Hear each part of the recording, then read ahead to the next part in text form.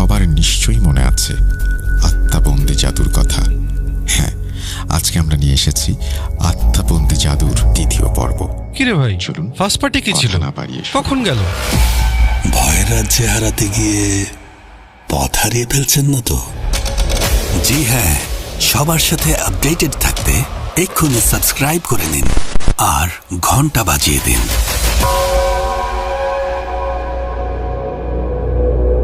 প্রতিটি অ্যাম্বুলেন্স বোঝাই করে নিয়ে যায় দুঃসময়। কেউ ঠিকঠাক পৌঁছে যায় গন্তব্যে, কেউ বা পড়ে ভয়ঙ্কর মৃত্যু ফাঁদে। তেমনই এক অ্যাম্বুলেন্সের ঘটনা। দিনটা ছিল শুক্রবার। তার আগে বলি, আমার নাম আজাদ, একজন অ্যাম্বুলেন্স ড্রাইভার। সেদিন পোস্টমর্টম করা লাশ নিয়ে যাচ্ছিলাম মাগুরায়, সাথে হেল্পার হাবিব। মাঝপথে গাড়ির পেছন থেকে শব্দ শুনে গাড়িটা সাইড করলাম। হাবিবকে দ্রুত পেছনে পাঠালাম কি হয়েছে দেখার জন্য। একটা সময় আমাকেও নামতে হলো। পেছনে গিয়ে দেখলাম ডালাটা সম্পূর্ণ খোলা, আর লাশটা সাদা কাপড়ে মোড়ানো। কিন্তু একটা আশ্চর্যজনক ও ভয়ঙ্কর ব্যাপার হচ্ছে, এই লাশটা স্বাভাবিকভাবে শুয়েছিল না। দেখে মনে হচ্ছিল এক পাশে কাঁধ হয়ে শুয়ে আছে।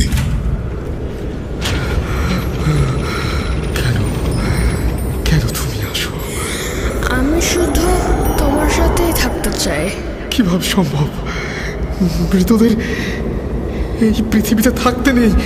তুমি তুমি চলে যাও, চলে যাও, প্লিজ চলে যাও। সবটাই কি ইলুশন, নাকি অন্য জগতের কেউ কখনো হাজির হয়ে যায় চোখের পলকে? ভূত.com with Russell। Welcome back. আশা করছি আপনারা সবাই ভালো আছেন, ভালোর দলে আছেন।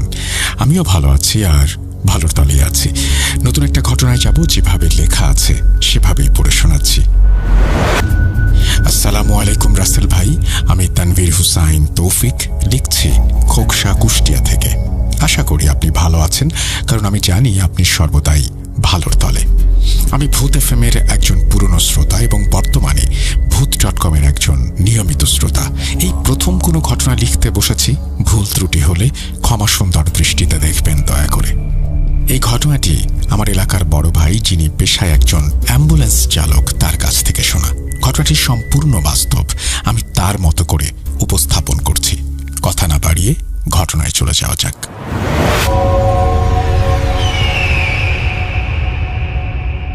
আমি আজাদ, ছদ্মনাম।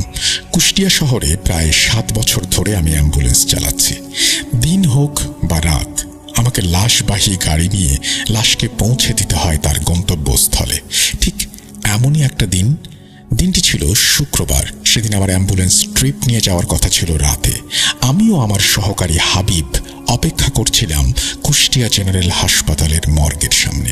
হঠাৎ পোস্টমর্টমকৃত একটি লাশকে আমাদের সামনে আনা হলো। লাশটি ছিল সাদা কাপড়ে মোড়ানো। আমাদেরকে বলে দেওয়া হয়েছিল এটি সদ্য আত্মহত্যাকৃত একটি মেয়ের লাশ। লাশটিকে মাগুরা জেলার কোনো একটা গ্রামে, কারণবশত সেই গ্রামের নামটি উল্লেখ করছি না, সেখানে পৌঁছে দিতে হবে। আমরা সব স্বাভাবিকভাবেই নিয়েছিলাম। কিছুক্ষণ পর আমরা জিজ্ঞেস করলাম, আচ্ছা, লাশের সাথে যাবে কে? তখন লাশের সাথে থাকা লাশের 2জন বান্ধবী ছিল। একজন যেতে চাইল, কিন্তু আশ্চর্যজনকভাবে আরেকজন তার হাত চেপে ধরে বলল, আমরা ওরং অন্য গাড়িতে যাই, লাশ লাশের মতন যাক, আমরা পেছনে পেছনে আছি অ্যাম্বুলেন্সের। আমি 7-5 না ভেবেই হ্যাঁ বলে দিলাম। তারপর ওদের থেকে ভাড়া মিটিয়ে লাশটিকে গাড়িতে ওঠালাম। রাত তখন প্রায় 11:30। আমি গাড়ি চালাচ্ছি, আমার অ্যাসিস্ট্যান্ট পাশের সিটে বসে আছে। প্রথম 30 মিনিট আমাদের সাথে তেমন কোনো সমস্যা হয়নি, সবকিছু ঠিকঠাকই ছিল।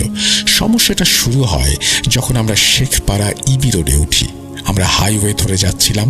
এমনিতেও তখন বর্ষাকাল, ঝিরিঝিরি বৃষ্টি পড়ছিল, চারিদিকের আবহাওয়া শীতল, কিন্তু পরিবেশটা কেমন একটা নিস্তব্ধ। রাত তখন প্রায় 12টা বেজে গেছে। বৃষ্টির জন্য রাস্তাও প্রায় জনমানব শূন্য। হঠাৎ হঠাৎ কিছু ট্রাক বা গাড়ি যাওয়া আসা করছে। মিনিট 5 পর আমার অ্যাসিস্ট্যান্ট হাবিব আমাকে বলল, ওস্তাদ, গাড়ির ভেতর থেকে কেমন যেন গোগানির আওয়াজ আসছে। আমি ওকে বললাম, নেশা পানি করে এসছিস? কই, আমি তো কিছু শুনতে পাচ্ছি না। এই কথা বুঝিয়ে ওকে ভয় থেকে সরিয়ে আনলাম। আমি 7 বছরে বহুবার অ্যাম্বুলেন্স চালাতে গিয়ে ছোটখাটো ঘটনার সম্মুখীন হয়েছি, তাই আমি জানি এগুলো স্বাভাবিক ব্যাপার। তাই আমিও স্বাভাবিকভাবেই নিলাম। কিন্তু তখনও এই গাড়িতে আমি কোনো আওয়াজ শুনতে পাইনি। কিছুক্ষণ পর হাবিব আবার বলে উঠল, ওস্তাদ, ওস্তাদ, গাড়ির ভেতর থেকে বিনিয়ে বিনিয়ে কান্নার আওয়াজ আসছে। তখন আমি গাড়ির স্পিড কমিয়ে মনোযোগ সহকারে শোনার চেষ্টা করলাম, কিন্তু এবারও কিছু শুনতে পেলাম না। আমি ভেবেই নিলাম আমার অ্যাসিস্ট্যান্ট হয়তো নেশা পানি করেছে, যার জন্য এরকম ভুলভাল কথা বলছে। আমি ওকে রাগ করে বললাম, তুই ঘুমিয়ে যা, কাল তোর পানিশমেন্ট হবে। মহাজনকে বলে কাল থেকে আমার সাথে তোকে আর নেব না, একাই গাড়ি চালাবো। হাবিব জানালাটা একটু খুলে চোখ বন্ধ করে ঘুমিয়ে গেল। আমি তখন শেখপাড়া ছেড়ে ঝিনাইদহ হাইওয়েতে উঠেছি। ঠিক কিছুক্ষণ পরেই আমি অনুভব করলাম আমার গাড়িটা কেমন যেন ভার ভার হয়ে আসছে। মনে হচ্ছে গাড়ির পেছনে প্রায় 10-12 জন বসে আছে। আমি তখনও বিষয়টাকে তেমন আমলে নেইনি। আমি ড্রাইভিং করছি, আমার মতো করেই করছি। হঠাৎ আমি অনুভব করলাম আমার গাড়ির ছাদের উপরে কে যেন জোরে জোরে থাবা দিচ্ছে বারবার, আর মাঝে মাঝে নখ দিয়ে আঁচড় কাটছে। আমার মনে হচ্ছিল কুকুর বা বিড়াল বা এই জাতীয় কোনো কিছু গাড়ির ছাদে ক্রমাগত থাবা দিচ্ছে। পেছন থেকে নারী সুরে কিছু কণ্ঠস্বর মাঝে মাঝে হেসে উঠছে। প্রথমে আমি ভাবলাম এটা হয়তো হ্যালুসিনেশন বা মনের ভুল, কিন্তু না, আমার ভুলকে ভুল প্রমাণ করে দিল পেছন থেকে আসা একটা আর্তনাদ, কান্নার একটা শব্দ আমি স্পষ্ট শুনতে পেয়েছিলাম। এমন একটা শব্দ যেন কোনো মেয়েকে কেউ নির্মমভাবে অত্যাচার করছে। তখন আমার আর বুঝতে বাকি রইল না হাবিব এতক্ষণ যা বলছিল সবই সত্যি। আমাদের সাথে হয়তো আজকে ভয়ানক কিছু ঘটতে চলেছে। আমি যত সূরা জানি সব পড়তে শুরু করলাম। হাবিব তখন ঘুমে মগ্ন। ও এমনিতেই ভীতু আর ভয় পাবে বলে ওকে আর ডাকিনি। মিনিট 5 পর আমি অনুভব করলাম আমার গাড়ির পেছনের ডালাটা খোলা এবং সেটি বাড়ি খাচ্ছে বারবার। আমি তৎক্ষণাৎ গাড়িটা সাইড করলাম। আমি হাবিবকে দ্রুত ডেকে তুললাম এবং হাবিবকে বিষয়টা দেখার জন্য পেছনে নিয়ে গেলাম। এরপর আমরা দেখলাম গাড়ির পেছনের ডালাটা সম্পূর্ণ খোলা আর লাশটা সাদা কাপড়ে মোড়ানো। কিন্তু আশ্চর্যজনক ও ভয়ানক ব্যাপার হচ্ছে লাশটা স্বাভাবিকভাবে শুয়েছিল না। দেখে মনে হচ্ছিল একপাশে কাত হয়ে শুয়ে আছে। সাধারণত কাফনে মোড়ানোর সময় লাশকে চিৎ করেই শুইয়ে দেয়া হয়। এসব দেখার পর হাবিব অনেক ভয় পাচ্ছিল। আমি ওকে আশ্বাস দিয়ে বললাম, হয়তো ঝাঁকুনিতে এমন হয়েছে, চল দুজন ধরে ঠিক করে দেই। ঠিক করতে গিয়ে আমরা দেখি লাশের কাপড়ের গিট খোলা এবং একটা মাংস পচা দুর্গন্ধ আসছে লাশ থেকে। আমি আগ্রহ নিয়ে লাশের কাফনটা একটু সরালাম। তারপর আমি যা দেখলাম তা ছিল সত্যি অনেক ভয়ঙ্কর।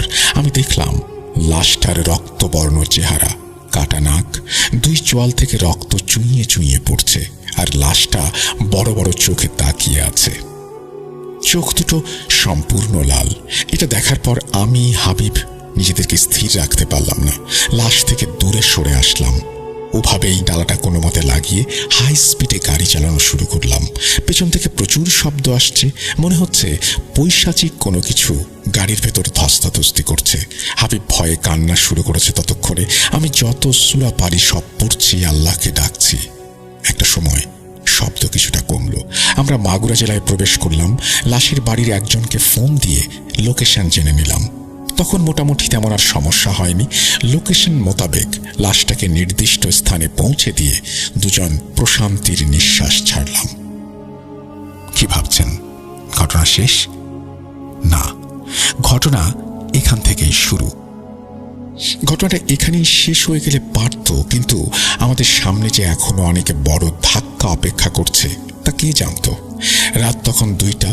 লাশের বাড়ির লোকজনকে রাস্তায় ঘটা কোনো ঘটনা জানালাম না।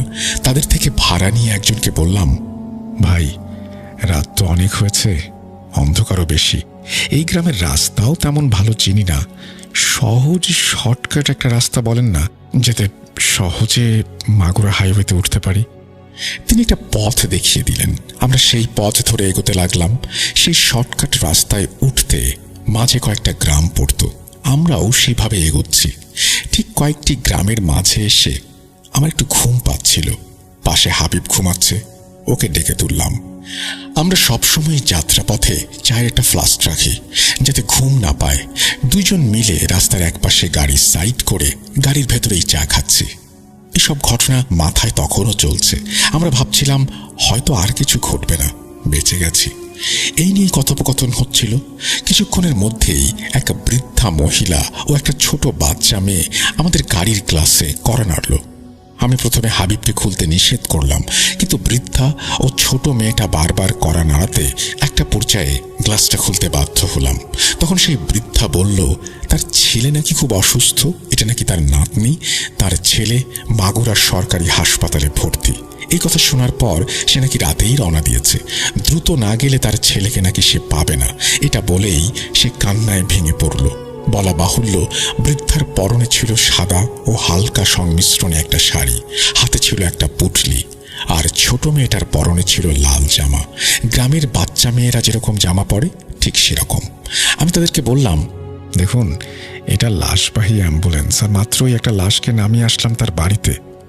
আপনারা এই গাড়িতে যেতে পারবেন না। কিন্তু বৃদ্ধা মানতে নারাজ, কোনোভাবেই আমাদেরকে ছাড়বেন না। তিনি যে কোনো মূল্যেই যাবেন। পাশ থেকে হাবিব বলে উঠল, ওস্তাদ নিয়ে নেই, যেহেতু আমরাও ওইদিকে যাচ্ছি, হাইওয়েতে উঠব, নামিয়ে দিয়ে চলে যাব। আমিও হ্যাঁ সম্মতি দিয়ে গাড়িতে জায়গা করে দিলাম। মনে মনে চিন্তা করতে লাগলাম, ভালোই হয়েছে, এমনিতেও যা সব ঘটছে আমাদের সাথে, এরপর রাস্তাঘাটও কিছু চিনি না, কেউ থাকলে ভালোই হয়, শুনে নেওয়া যাবে। কিছু দূর যাওয়ার পর আমি অনুভব করলাম গাড়িটা আবার কেমন যেন ভার হয়ে আসছে। গ্রামের মেঠো রাস্তায় ড্রাইভিং করতে একটু সমস্যা হচ্ছিল। কিছু দূর যাওয়ার পর আমি আমার লুকিং গ্লাস দিয়ে খেয়াল করলাম আমার গাড়ির পেছনে বেশ কিছু শেয়াল বা কুকুর এই জাতীয় প্রাণী আমাদের পিছু নিয়েছে। তাদের দেখে মনে হচ্ছিল ওরা হিংস্র, গাড়ি থামালেই আমাদের গাড়ির উপর আক্রমণ করবে। কিছুক্ষণ পর আমি অনুভব করলাম আমার গাড়ির স্পিড একেবারেই লো, খুবই আস্তে আস্তে চলছে। আমি আল্লাহকে স্মরণ করছি আর ড্রাইভিং করছি। চারিদিকে ঘন অন্ধকার, গাড়ির হেডলাইটের আলোতেই পথ দেখে চলতে হচ্ছিল। এই পর্যায়ে সেই প্রাণীগুলোকে আর দেখতে পেলাম না। হঠাৎ গায়ে ঝাঁকুনি দিয়ে উঠল এবং আমি অনুভব করলাম আমার গাড়িটা কিছুক্ষণ মাটিতে আবার কিছুক্ষণ শূন্যে ভাসছে। আমি সাথে সাথে ব্রেক করলাম। হাবিব তখনও ঘুমে বিভোর। আমি ভাবছি হয়তো আবারও একটু একটু ঘুম পাচ্ছে, তাই এমনটা হচ্ছে, মনের ভুলি। কিন্তু আগেও তো কত গাড়ি চালিয়েছি, এমন তো কখনো হয়নি। তবে আজ কেন এমন হচ্ছে? নাকি ওই ঘটনাগুলোর পর সবকিছু এমন লাগছে? এসব ভাবতে ভাবতে আবার গাড়িটা স্টার্ট দিলাম। পেছনে সব নিশ্চুপ, কোনো সাড়া শব্দ নেই। এমন মনে হচ্ছে যেন পেছনে কেউই নেই। কিছুক্ষণ পর আমি ভাবতে শুরু করলাম, এত রাতে এই নির্জন গ্রাম এলাকায় একটা বৃদ্ধা মহিলার সাথে ছোট একটা বাচ্চা কিভাবে আসলো? আর যদি তার ছেলে অসুস্থই থাকে, তার সাথে অন্য লোকেরা কোথায়? এসব চিন্তা মাথায় ঘুরপাক খাচ্ছিল। হঠাৎ বাচ্চা মেয়েটার চিৎকারের আওয়াজ পেছন থেকে ভেসে আসলো। হাবিবকে জলদি ঘুম থেকে উঠিয়ে পেছনের ডালা খুলতেই আমরা যা দেখলাম তা দেখে গায়ের লোম দাঁড়িয়ে গেল। হৃৎপিণ্ড বন্ধ হয়ে আসার মতো অবস্থা। আমরা দেখলাম যেই মেয়ের লাশটাকে আমরা মাত্র নামিয়ে আসলাম, সেই মেয়েই গাড়িতে বসে আছে বুড়ি রূপে। লাশটার চুল পাকা, চোখ রক্তবর্ণ, সেই মাংস পচা দুর্গন্ধ ভেসে আসছে বাতাসে।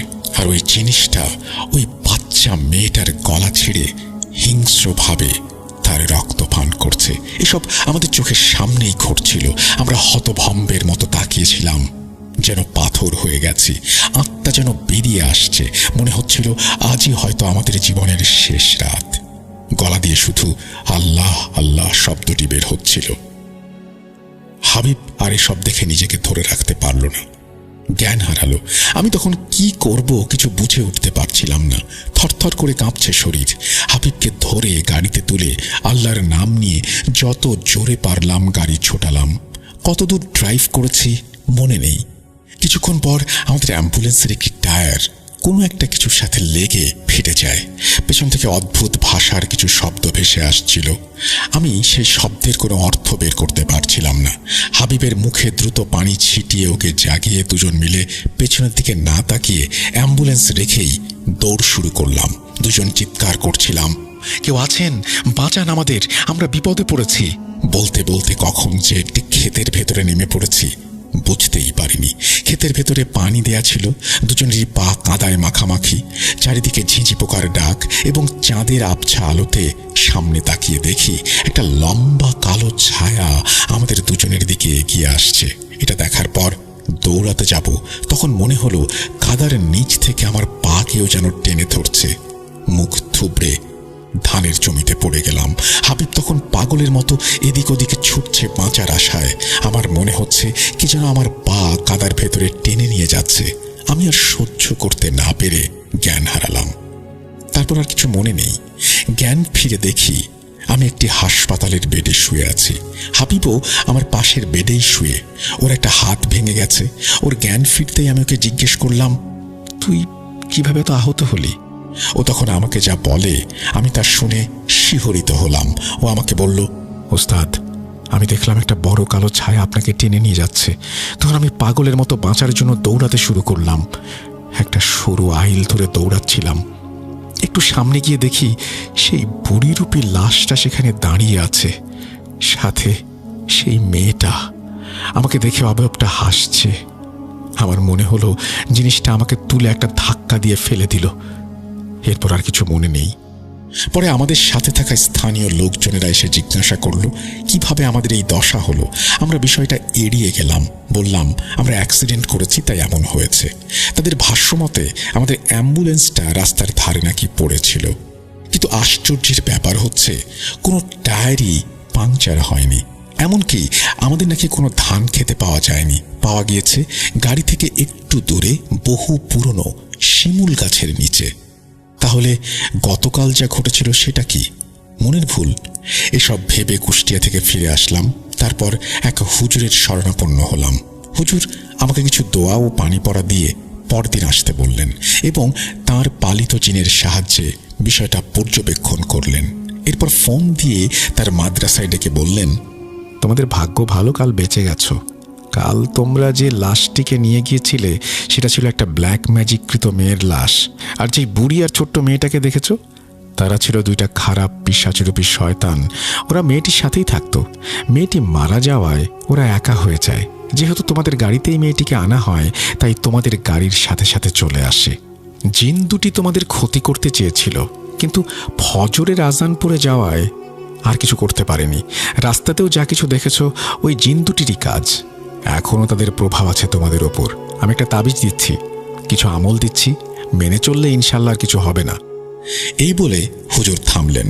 পরবর্তীতে আমাদের সাথে আর তেমন কিছু ঘটেনি, আলহামদুলিল্লাহ। এখন আমি নিজেই একটা অ্যাম্বুলেন্স ভাড়া নিয়ে রেখেছি, নিজে আর বেশি একটা চালাই না। এই বলে আজাদ ভাই থামলেন।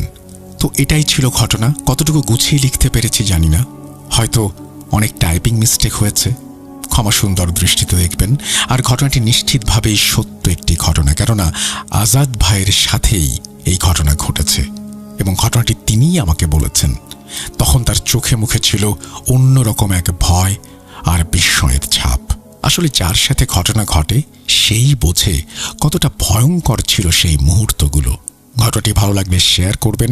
আরও কিছু ঘটনা আছে আমার নিজের সাথে ঘটে যাওয়া, ঘটনা সিলেক্টেড হলে পাঠিয়ে দেব। এই বলেই তিনি তার ঘটনা শেষ করেছেন। আশা করছি এই ঘটনাটি আপনাদের ভালো লেগেছে। যদি ভালো লাগে অবশ্যই আমাদের জানাবেন। আমরা চলে যাব আমাদের পরবর্তী ঘটনায়।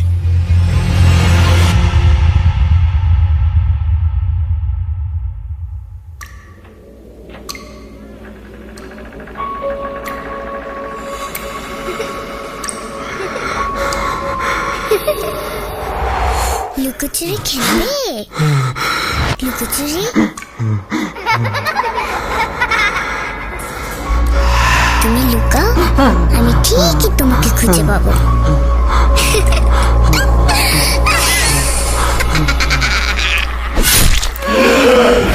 Bhoot.com with Russell. Welcome back. আশা করছি আপনারা আমিও ভালো আছি আর ভালোর দলে আছি। নতুন একটা ঘটনায় যাব, আশা করছি প্রথম থেকে শেষ পর্যন্ত শুনবেন। যেভাবে লেখা আছে সেভাবেই পড়ে শোনাচ্ছি। আসসালামু আলাইকুম রাসেল ভাই ও প্রিয় শ্রোতা বন্ধুরা, আশা করি আপনারা সবাই অনেক ভালো আছেন। আমিও আল্লাহর রহমতে ভালো আছি। আপনি সহ শ্রোতা বন্ধুরা এ পর্যন্ত অনেক ধরনের লোমহর্ষক ঘটনা পড়েছেন বা শুনেছেন। হসপিটাল, লাশ কাটা ঘর, অ্যাম্বুলেন্স, কবরস্থান, শ্মশান, ব্ল্যাক ম্যাজিক, জাদুটোনা সহ অনেক ধরনের ঘটনা হয় হরহামেশাই।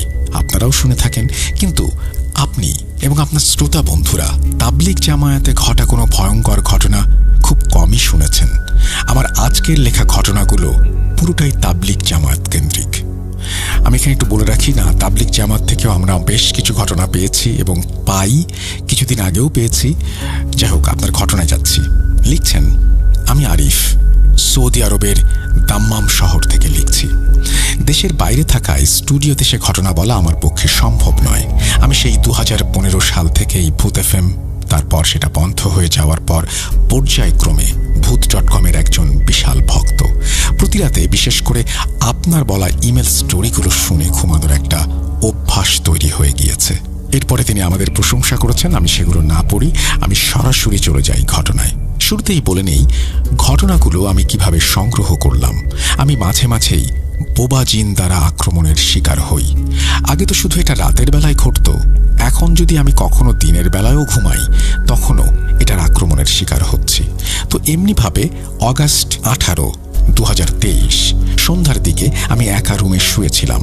ঠিক তখনই আমি একটা ভয়ঙ্কর স্বপ্ন দেখলাম। স্বপ্নের বিবরণটা অন্য কোনো দিন বলবো ইনশাল্লাহ। তো আচমকা ঘুম ভেঙে যাওয়ার ফলে আমি উঠে সামান্য পানি পান করে চলে গেলাম ওয়াশরুমে। মুখ ধুয়ে ওয়াশরুম থেকে বের হয়ে পাশের রুমে গেলাম। সেখানে আমার একজন রুমমেট বসেছিল। সে আমাকে দেখে বলল, ঘুমিয়েছিলে নাকি? আর তোমাকে এরকম দেখাচ্ছে কেন? আমি তাকে স্বপ্নে দেখা সবকিছু খুলে বললাম। তখন সে বলল, আমার আর আমার বন্ধুদের সাথে এর চেয়েও আরো অনেক ভয়ঙ্কর ঘটনা ঘটেছে, যেগুলো আমি আরো অনেক আগে থেকেই ভূত.com-এ শেয়ার করব বলে ভাবছি, কিন্তু সময়ের অভাবে পারছি না। আমি তখন অনেক আগ্রহ নিয়ে তাকে বললাম, ঘটনাগুলো কি আমার সাথে শেয়ার করা যায়? তখন সে সম্মতি দিল। আমার রুমমেট যার সাথে ঘটনাগুলো ঘটেছে তার নাম সিয়াম। সিয়াম আমাকে যেভাবে বলেছে আমি ঠিক সেভাবেই বলছি।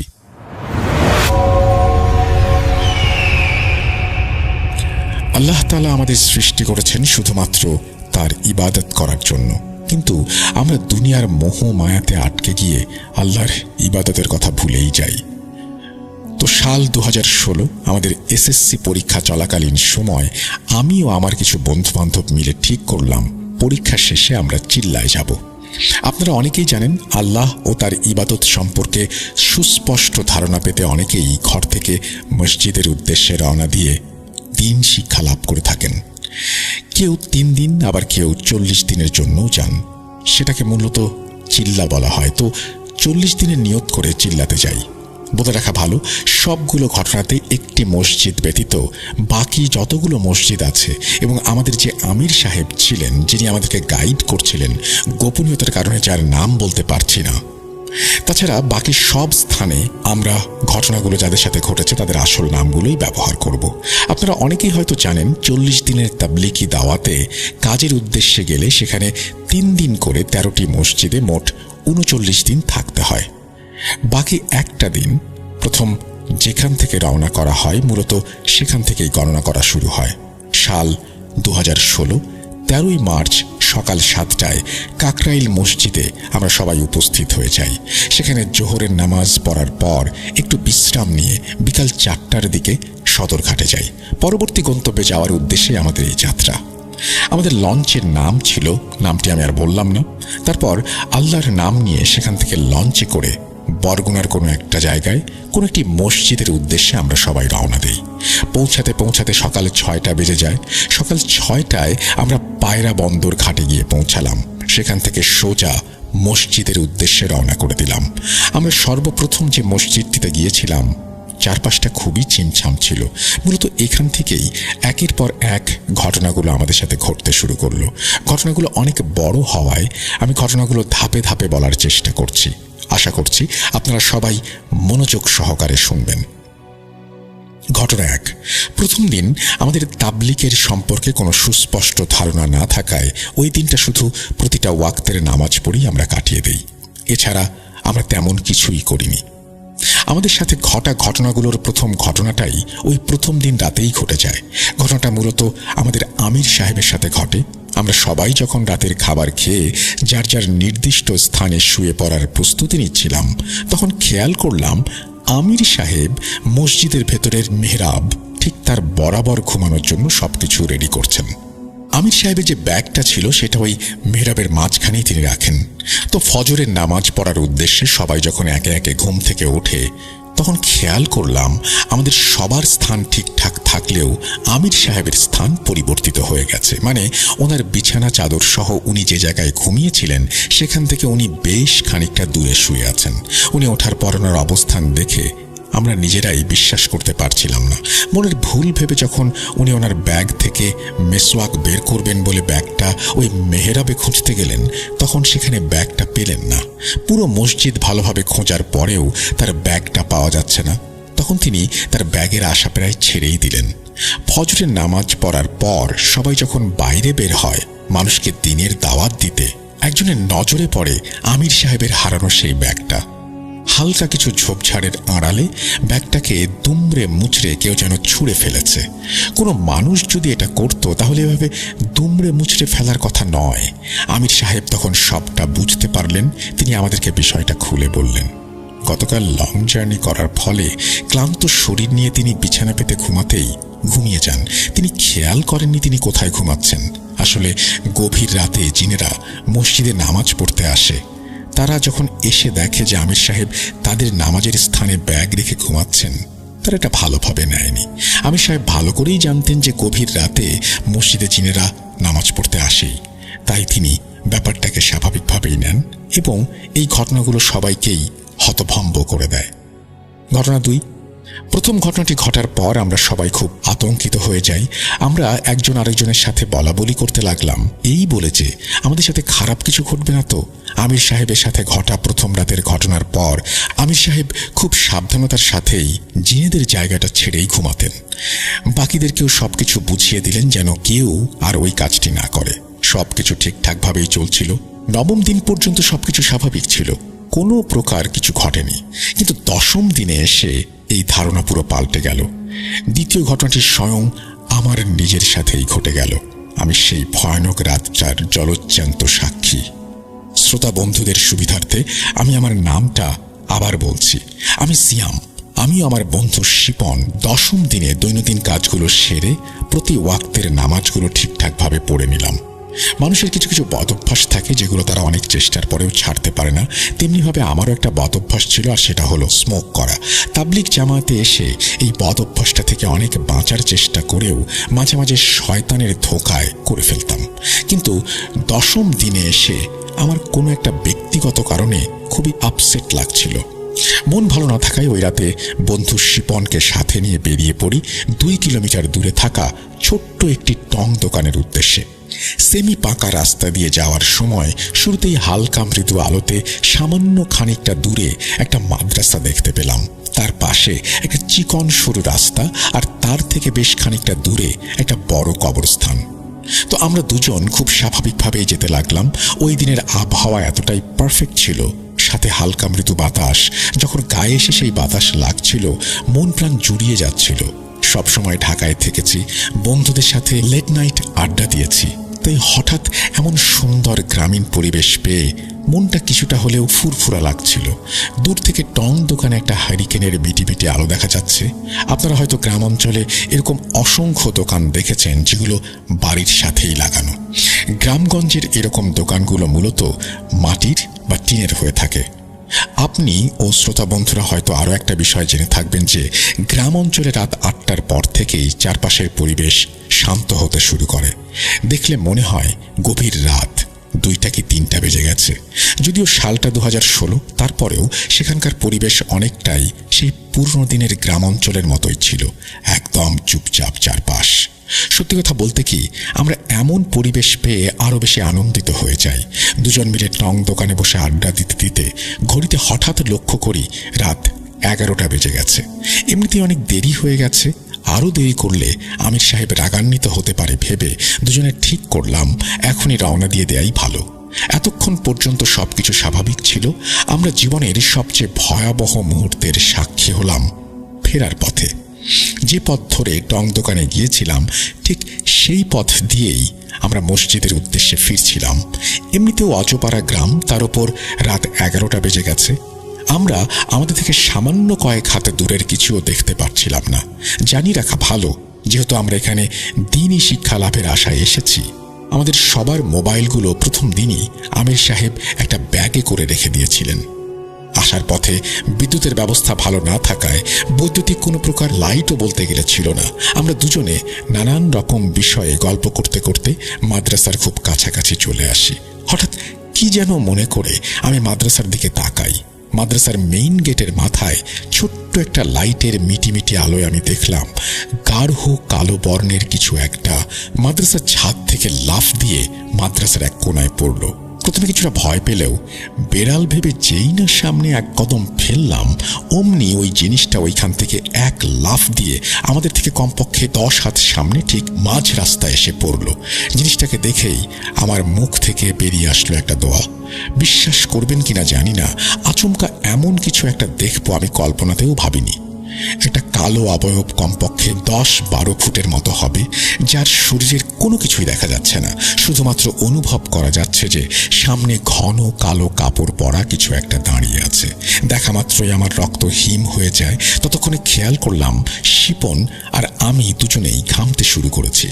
কোনো প্রকার শব্দ নড়াচড়া কিছুই করতে পারছিলাম না। মনে হচ্ছিল আমাদের হাত পা যেন অসাড় হয়ে গেছে। দৌড় দিয়ে পালাবো সেটাও তখন কেন যেন মাথায় আসছিল না। এইভাবে 10-15 সেকেন্ডের মতো আমাদের চিন্তা ভাবনা হারিয়ে এক জায়গায় আমরা ঠাঁই দাঁড়িয়ে রইলাম। হঠাৎ তন্দ্রা কাটতেই শিপনকে বললাম, আমার হাতটা ধর, যাই হয়ে যাক হাত ছাড়বি না। একদিকে তো ঘামছিলামই, আর অন্যদিকে এমন দৃশ্য চোখের সামনে ঘটতে দেখে হাত পা কাঁপাকাঁপি শুরু করলো। পেছন দিক থেকে পালাবো ভেবে এক পা পেছনে রাখতেই ওই জিনিস আবার বড় একটা লাফ দিয়ে রাস্তা থেকে খানিকটা দূরে থাকা নারকেল গাছের মাথায় গিয়ে বসলো। এমন দৃশ্য দেখে আমাদের দুজনেরই প্রায় সেন্সলেস হয়ে যাওয়ার মতো উপক্রম। আমি নিজের প্রতি কিছুটা আত্মবিশ্বাস এনে শিপনের হাত শক্ত করে ধরে শিপনকে ফিসফিসিয়ে বললাম, একদম কথা বলবি না, আর ভুলেও পেছনে তাকাবি না। সোজা সামনের দিকে কয়েক পা ফেলে দৌড় দেওয়ার পরিকল্পনা করলাম। হঠাৎ মনে পড়ল যে মুরব্বী ব্যক্তিদের কাছ থেকে প্রায়ই শুনতে পেতাম খারাপ কোনো কিছু আগুন দেখলে নাকি ভয় পায়, এবং কখনো যদি এমন কিছুর সম্মুখীন হই তাহলে যেন ভুলেও পেছনে ফিরে না তাকাই। কথাটি মনে পড়তেই পকেট থেকে দেশলাইটা বের করে একটার পর একটা জ্বালাতে শুরু করলাম, আর গুটি গুটি পায়ে দুজনে কোনো রকমে সামনের দিকে এগোতে লাগলাম। আমার দেশলাইটিতে খুব অল্প কয়েকটা কাঠি ছিল। অন্যান্য সময় দেশলাই জ্বালানোর আগুন কম করে হলেও 7-8 সেকেন্ড জ্বলে থাকে, কিন্তু তখন বড়জোর 2 সেকেন্ড পরেই নিভে যাচ্ছিল। এইভাবে 6-7টা দেশলাইয়ের কাঠি জ্বালানোর পর খেয়াল করলাম দেশলাইয়ের কাঠি ফুরিয়ে গেছে। আর ঠিক তখন অনুভব করলাম আমাদের পেছনে কোনো একটা কিছুর অস্তিত্ব, যেন কোনো একটা কিছু আমাদের দুজনকে পেছন থেকে ধরার চেষ্টা করছে। আর যাই হয়ে যাক না কেন পেছনে ঘুরে তাকাবো না বলে ভয়ে চোখ বন্ধ করেই হাঁটার গতি বাড়িয়ে দিয়ে সামনের দিকে চলতে শুরু করলাম। শান্ত পরিবেশটা যেন হঠাৎ করেই অশান্ত রূপে পরিণত হলো। ঘন ঘন দমকা বাতাস বয়ে যেতে লাগলো চারপাশটায়। আচমকা একটা নারকেল গাছের ডাল দুমড়ে মুচড়ে ভেঙে আমাদের দুজনের ঠিক 4 হাত সামনে ছুঁড়ে ফেলা হলো। ভয়ে আমার শির দাঁড়া দিয়ে বরফের শীতল স্রোত বয়ে গেল।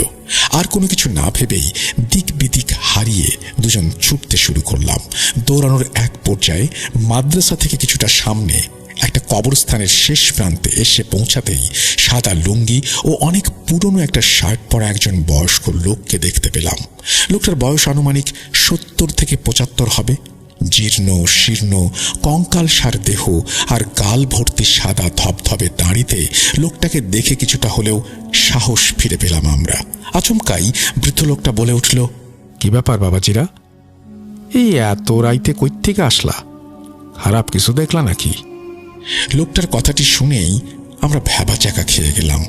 মনে মনে ভাবলাম, উনি এই বিষয়টা কিভাবে জানলেন? শিপন কৌতূহল বশত ওই লোকটাকে জিজ্ঞেস করেই ফেলল, আপনি কিভাবে জানলেন আমাদের কি হয়েছে? বৃদ্ধ লোকটা মুচকি হাসি দিয়ে বললেন, সব কিছুর কারণ জানতেছেও না। আমি তোমাদের দুজনকে একটা দোয়া শিখিয়ে দিচ্ছি, এটা পড়তে পড়তে সোজা সামনের দিকে হেঁটে চলে যাবে, ভুলেও পেছনে তাকাবে না। কখনোই এই রাস্তা দিয়ে রাত 8টার পর আসবে না, জায়গাটা ভালো না। এই বলেই তিনি একটা দোয়া শিখিয়ে দেন। আমরা আর কোনো কিছু না বলে ওনার বলা দোয়াটা পড়তে পড়তে সামনের দিকে হাঁটা শুরু করলাম।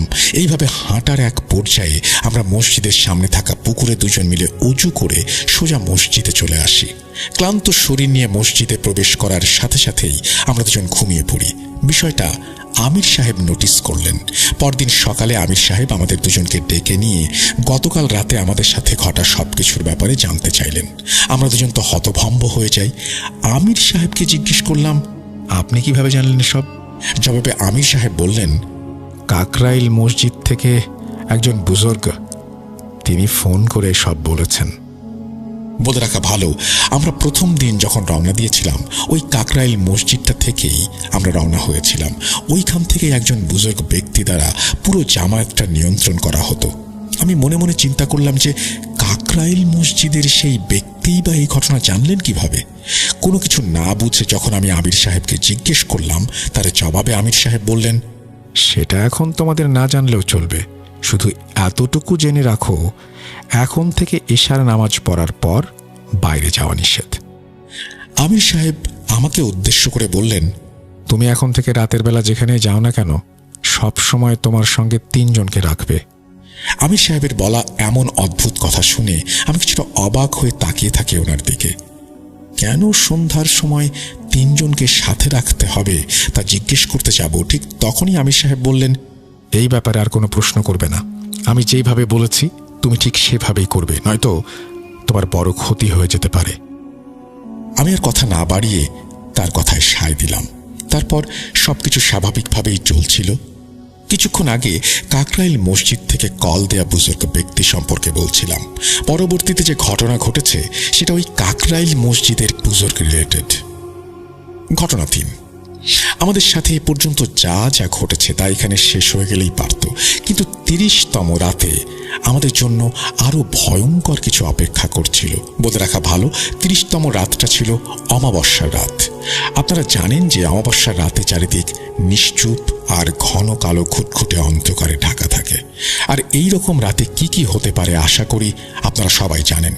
তো 30তম রাতের বেলা আমাদেরই জামায়াতের একজন বড় ভাই, যার নাম ইমন, তার সাথেই ঘটে যায় সেই ভয়ঙ্কর ঘটনা। ইমন ভাই সম্পর্কে একটু বলে নেই।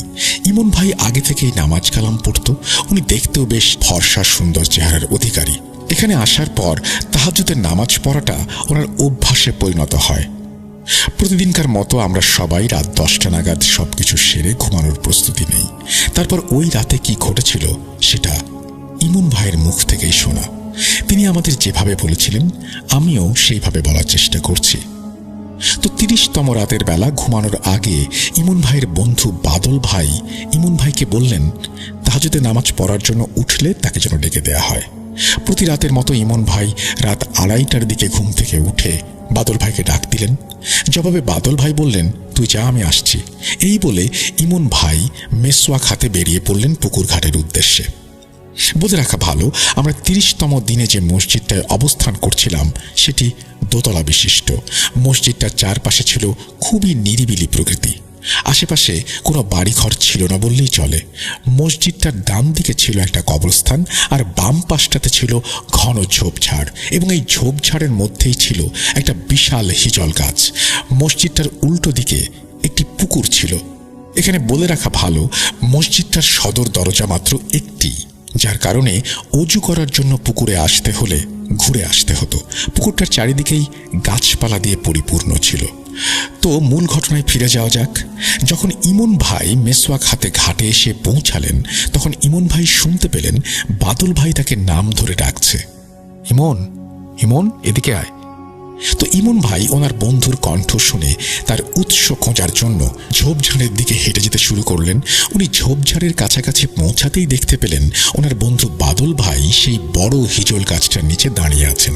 ইমন ভাই হঠাৎ বাদল ভাইকে এখানে দাঁড়িয়ে থাকতে দেখে কিছুটা ভরকে গিয়ে নিজেও দাঁড়িয়ে পড়াতে বাদল ভাই বললেন, কিরে ইমন, দাঁড়িয়ে পড়লি কেন? আমার কাছে আয়। বাদল ভাইয়ের এমন কথা শুনে হঠাৎ করেই যেন ইমন ভাই হিতাহিত জ্ঞান হারিয়ে ওনার দিকে হাঁটা শুরু করলেন। কয়েক কদম হাঁটার পরেই হঠাৎ পেছন থেকে বাদল ভাই ডেকে বললেন, কিরে ইমন, ওইদিকে যাচ্ছিস কেন? কোথায় যাচ্ছিস? তখনই ইমন ভাই তার হুঁশ ফিরে পান। আচমকা বাদল ভাইকে পেছনে দেখতে পেয়ে অনেকটাই ভয় পেয়ে যান ইমন ভাই। আতঙ্কে আর ভয়ে ঘাড় ঘুরিয়ে সামনে তাকাতেই দেখতে পেলেন হিজল গাছটার নিচে দাঁড়িয়ে থাকা বাদল ভাইয়ের মতো একটা অবয়ব পৈশাচিক হাসি দিয়ে হাওয়ায় মিলিয়ে গেল। এই দৃশ্য দেখে ইমন ভাই নিজেকে আর ধরে রাখতে পারেননি, ওইখানেই সেন্সলেস হয়ে যান।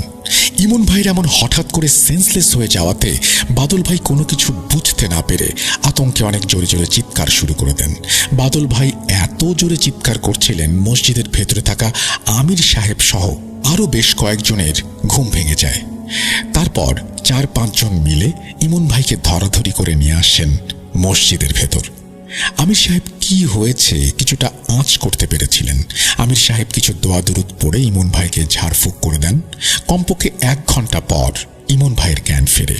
জ্ঞান ফেরার পর ইমন ভাইয়ের কাছে কি হয়েছে জানতে চাইলে তিনি সবটা খুলে বলেন। সবটা শুনে বাদল ভাই তাজ্জব বনে গেলেন, কারণ তখন বাদল ভাই ইমন ভাইয়ের ঠিক পেছনেই ছিলেন, কিন্তু ইমন ভাইয়ের সামনে থাকা ওই অবয়বটার কথা বা চেহারা কোনো কিছুই তিনি শোনেননি বা দেখেননি। আমির সাহেব সবাইকে একসাথে জড়ো করে বললেন বাকি দিনগুলো খুব সাবধানে থাকতে, রাতের বেলা খুব দরকারি কাজ ছাড়া বাইরে না যেতে। 30তম রাতের বেলায় ইমন ভাইয়ের সাথে ঘটা এমন ঘটনা শুনে তার পরের দিন সকাল থেকে সবার মাঝে একটা ভয় কাজ করে। তো 31তম দিনটা স্বাভাবিকভাবেই কেটে যায়। ওই রাতে কারোর সাথেই কোনো কিছু ঘটেনি, কিন্তু 32তম দিন সন্ধ্যা থেকেই চারপাশের আবহাওয়াটা অন্য দিন থেকে অনেক শান্ত আর ঠান্ডা হয়ে যায়। হঠাৎ সন্ধ্যা থেকেই আকাশ ঘন কালো মেঘে ছেয়ে যায়। আস্তে আস্তে ঝোড়ো বাতাস বইতে শুরু করে। এক পর্যায়ে মুষলধারে বৃষ্টি শুরু হয়। মাঝে মাঝে প্রচণ্ড শব্দে বজ্রপাত হচ্ছিল। একটানা এশার নামাজ পর্যন্ত বৃষ্টি পড়ার পর আস্তে আস্তে বৃষ্টির প্রবণতা কমতে থাকে। ঝিরঝিরে বৃষ্টি তখনও হচ্ছিল বিধায় গায়ে হালকা হালকা ঠান্ডা বাতাস অনুভূত হচ্ছিল। আপনারা নিশ্চয়ই জানেন এরকম আবহাওয়াতে যে কারোরই খুব অল্পতেই ঘুম পেয়ে যায়। এতক্ষণ পর্যন্ত সবকিছু ঠিকঠাক ছিল।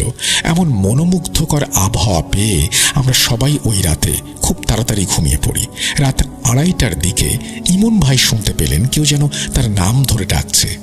চোখ খুলে বিষয়টা বোঝার জন্য উঠতেই ইমন ভাই শুনতে পেলেন আমির সাহেবের কণ্ঠ। আমির সাহেবের ডাকটা ছিল এমন, ইমন, হ্যাঁ ইমন, তাহাজ্জুদের নামাজ পড়বে না? তো এমন কথা শুনে ইমন ভাই মনে মনে ভাবলেন, আসলেই তো গতকাল তো আমি তাহাজ্জুদের নামাজ পড়িনি। আমির সাহেব হয়তো তাহাজ্জুদের নামাজ পড়তে উঠেছেন। যাই, আমিও অজু করে ওনার সাথে নামাজটা পড়ে ফেলি। মেসওয়াক হাতে মসজিদ থেকে বের হয়ে কিছুটা পথ যাওয়ার পর আচমকা ইমন ভাই ফিল করলেন একটা দমকা গরম হাওয়া এসে ওনার গায়ে লাগলো। ওই রাতে অনেক বৃষ্টির ফলে চারপাশের আবহাওয়া ঠান্ডা থাকার পরেও আচমকা এমন দমকা গরম বাতাস গায়ে লাগাতে ইমন ভাই কিছুটা ঘাবড়ে যান। দাঁড়িয়ে দাঁড়িয়ে এই বিষয়টা নিয়ে ভাবার এক পর্যায়ে আবার শুনতে পেলেন আমির সাহেবের সেই কণ্ঠ, কি হলো ইমন, দাঁড়িয়ে পড়লে কেন? ইমন ভাই আর কোনো কিছু না ভেবে আস্তে আস্তে সামনের দিকে হাঁটা শুরু করলেন। ঘাটের অনেকটা কাছাকাছি এসে পৌঁছানোর পর ইমন ভাই ভালো করে খেয়াল করলেন আমির সাহেব আশেপাশে কোথাও নেই। এতক্ষণ তো এদিক থেকেই আমির সাহেব ডাকছিলেন, এখন হঠাৎ করেই আমির সাহেব কোথায় চলে গেলেন? এদিক সেদিক ভালো করে খুঁজতেই হঠাৎ ইমন ভাই লক্ষ্য করলেন পুকুর পাড়ের এক পাশে থাকা একটা বেল গাছের পেছনে কি যেন একটা আলোর রেখা দেখা যাচ্ছে। উল্লেখ্য, পুকুর পাড়ের এই পাশটাতে কোনো রকম বৈদ্যুতিক বাতির ব্যবস্থা ছিল না। এত রাতে কিসের আলো ভাবার এক পর্যায়ে ইমন ভাই লক্ষ্য করলেন বেলগাছের পেছনে থাকা ওই আলোর রশ্মিটা গাছের পেছন থেকে আস্তে আস্তে সামনের দিকে অগ্রসর হচ্ছে। ইমন ভাই দেখলেন ওই আলোক রশ্মি ভেদ করে একটি মেয়ে বেরিয়ে এলো। ইমন ভাইয়ের ভাষ্যমতে মেয়েটি অনেক বড়, লম্বা চুলের অধিকারী, পরনে সাদা শাড়ি, চোখে কালো অংশটি নেই, সম্পূর্ণ সাদা।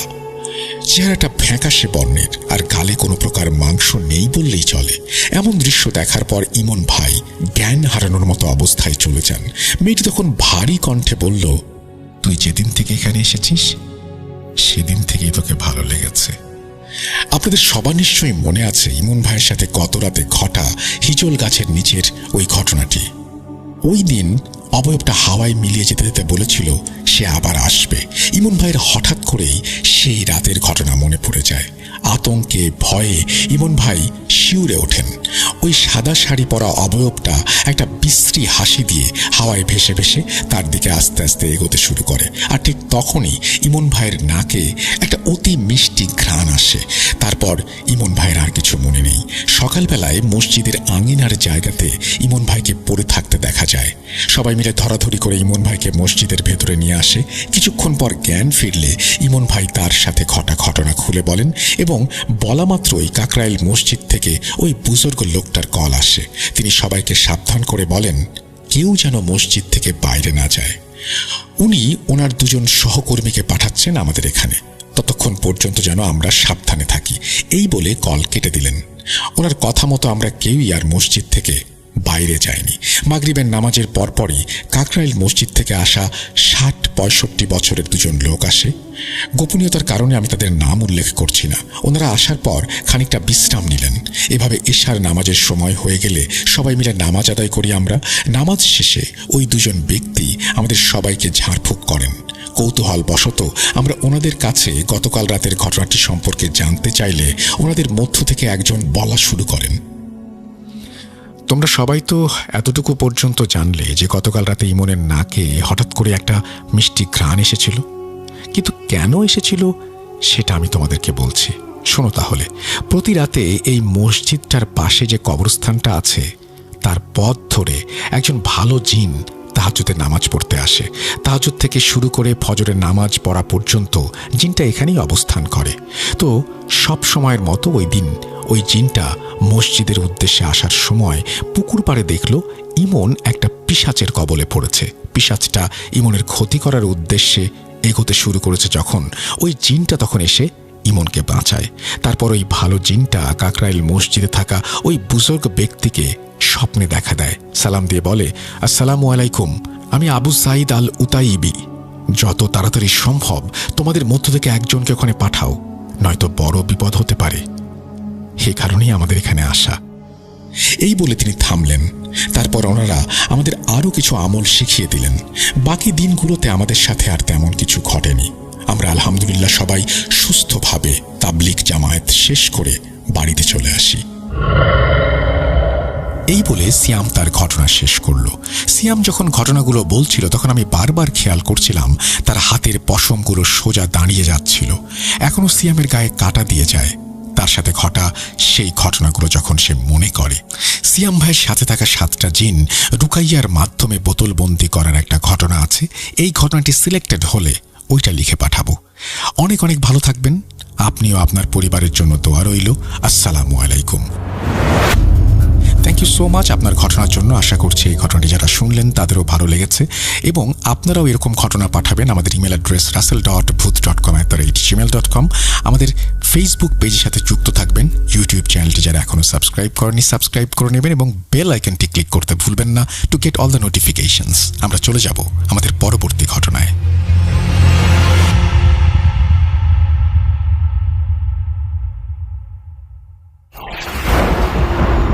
লুকোচুরি খেলবে? লুকোচুরি? You will never be alone.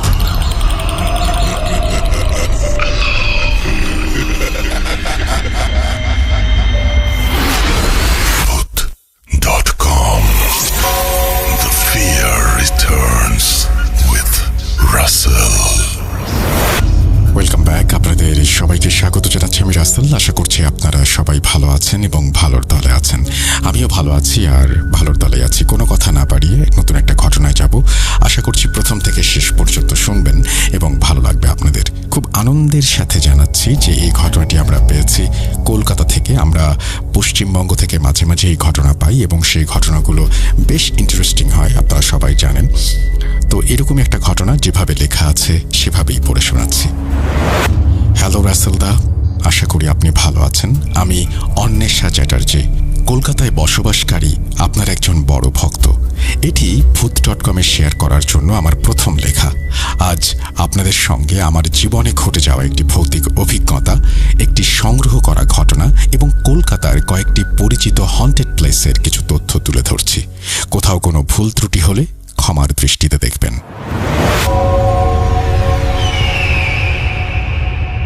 প্রথমে আমার নিজের অভিজ্ঞতার কথাই বলি। আমি যখন ছোট ছিলাম, এক রাতে আমার বাড়ির কাছের একটা পুরনো বটগাছের ডালে একজন মহিলাকে বসে থাকতে দেখেছিলাম। তার চুল ছিল অত্যন্ত লম্বা আর পরনে ছিল একটা লম্বা সাদা শাড়ি, যা অন্ধকারের মধ্যেও অদ্ভুতভাবে জলজল করছিল। ভয়ে দৌড়ে বাড়ি ফিরে বাবা মাকে সবকিছু বললেও কেউ আমার কথা বিশ্বাস করেনি। পরে জানতে পারি অনেকে মনে করে ওই অবয়বটি ছিল একটি শাকচুন্নি। শোনা যায় বহু বছর আগে যখন আমাদের বর্তমান বাড়িটি ছিল না, তখন ওই জায়গায় একটি বড় জমিদার বাড়ি ছিল, যাকে সবাই রায় বাড়ি বলে চিনত। এক রাতে জমিদার রায় প্রশান্তের স্ত্রী রাঘিনী দেবী রহস্যজনকভাবে মারা যান। তারপর থেকেই নাকি ওই বটগাছটিতে অদ্ভুত সব ঘটনা ঘটতে থাকে। অনেকেই আমার মতো রাতের অন্ধকারে গাছের ডালে এক মহিলাকে বসে থাকতে দেখেছেন। ধীরে ধীরে লোকমুখে রটতে থাকে রাঘিনী দেবী শাকচুন্নি হয়ে ওই গাছেই বসবাস করেন। তাই আজও গাছটি শাকচুন্নির গাছ বলেই পরিচিত। এবার আমার সংগ্রহ করা একটা ঘটনার কথা বলি। এই ঘটনাটি ঘটেছে আমার খুব কাছের এক বান্ধবীর সঙ্গে। আমরা দুজনেই রবীন্দ্র সরোবর এলাকায় থাকি। সরোবর লেক কলকাতার একটি অত্যন্ত পরিচিত ও সুন্দর জায়গা, তাই সেখানে যে এমন ভয়ঙ্কর কিছু থাকতে পারে এটা সে কখনোই বিশ্বাস করত না। একদিন রাতে টিউশন পড়িয়ে বাড়ি ফেরার সময় হঠাৎই সে লেকের ধার দিয়ে যাওয়ার সিদ্ধান্ত নেয়। লেকের কাছে পৌঁছাতেই সে দেখে, তাকে দেখে একটি কালো কুচকুচে অবয়ব যেন লেকের মধ্যে ঝাঁপ দিল। মুহূর্তের মধ্যেই লেকের মাঝখান থেকে একটি হাত উঠে এসে তাকে ইশারা করে ডাকতে থাকে। ভয়ে সে এক সেকেন্ডও সেখানে দাঁড়ায়নি, দৌড়ে সেখান থেকে চলে আসে এবং তারপর থেকে আর কোনোদিন রাতে সরোবর লেকের ধারে যাওয়ার সাহস করেনি। এই ঘটনার কোনো ব্যাখ্যা আমার জানা নেই, তবে আমার মনে হয় সেটি সম্ভবত একটি জলপিশাচ ছিল। এবার কলকাতার কিছু হন্টেড প্লেস নিয়ে সংক্ষেপে বলি। Rabindra Sarobar metro station. এই মেট্রো স্টেশনটি কলকাতার অন্যতম আলোচিত হন্টেড প্লেস। এখানে আত্মহত্যার ঘটনার সংখ্যা নাকি অস্বাভাবিক রকমের বেশি। অনেক যাত্রী জানিয়েছেন রাত 11টার শেষ মেট্রো ধরতে এসে তারা অদ্ভুত এক উপস্থিতি অনুভব করেছেন। কেউ কেউ প্ল্যাটফর্মে কাউকে ডাকতে দেখেছেন, যাদের বাস্তবে তারা কাউকেই চেনেন না। Duff college. একসময় কলকাতার অন্যতম নামী শিক্ষা প্রতিষ্ঠান ছিল ডাফ কলেজ। পরে ব্রিটিশরা এটিকে কারাগারে রূপান্তরিত করে, যেখানে বহু স্বাধীনতা সংগ্রামীকে আটক রেখে নির্মম অত্যাচার চালানো হতো। আজ কলেজটি একটি ভগ্নপ্রায় দালানে পরিণত হলেও অনেকের দাবি এখনও নাকি সেখানে সেই সব শহীদ স্বাধীনতা সংগ্রামীদের আর্তনাদ শোনা যায়। এই ছিল রাসেলদা আমার অভিজ্ঞতা ও সংগ্রহ করা ঘটনাগুলো। আমি ঠিকভাবে গুছিয়ে লিখতে পেরেছি কিনা জানি না, তবে অনুরোধ কোনো ভুল হলে ক্ষমা করবেন। আমার ঘটনাটি সিলেক্টেড হলে জানাবেন। ধন্যবাদ। Anwesha Chatterjee, Rabindra Sarobar, Kolkata. Thank you very much. আপনার ঘটনা শেয়ার করেছেন এবং আমি আশা করব ভবিষ্যতেও আপনি ঘটনা শেয়ার করবেন। আমরা চলে যাব আমাদের পরবর্তী ঘটনায়। চলুন শুরু করা যাক।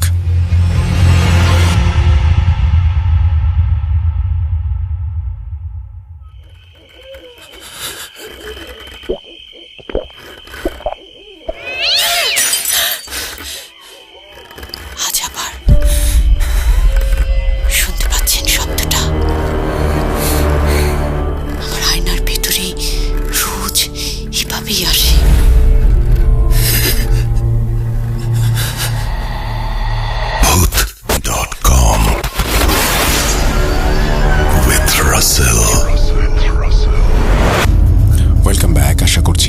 সবাই ভালো আছেন, ভালোর তলে আছেন। আমিও ভালো আছি আর ভালোর তলে আছি। এবার একটা অডিও ক্লিপে যাব। যদি অডিও ক্লিপটি ভালো না লাগে আমাকে জানাবেন। আমি চেষ্টা করছি ভালো অডিও ক্লিপ নিয়ে আসার, এবং অডিও ক্লিপ আপনারা অনেকেই পছন্দ করেন না, সেই কারণেই কিন্তু আমরাই বাংলাদেশের বিভিন্ন জায়গায় আমাদের স্টুডিও নিয়ে যাচ্ছি। আশা করছি এই সমস্যার সমাধান আমরা করতে পারবো খুব দ্রুত।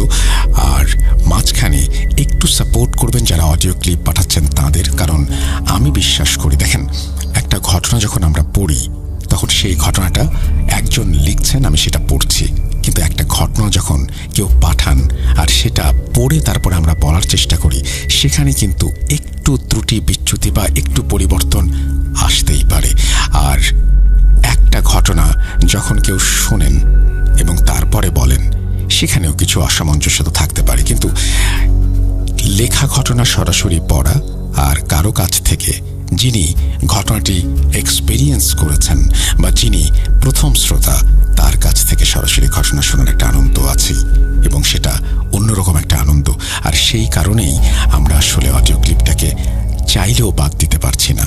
আপনারা আশা করব যে আমাদের এই সীমাবদ্ধতাকে ক্ষমা সুন্দর দৃষ্টিতে দেখবেন। আমরা চলে যাচ্ছি একটা অডিও ক্লিপে।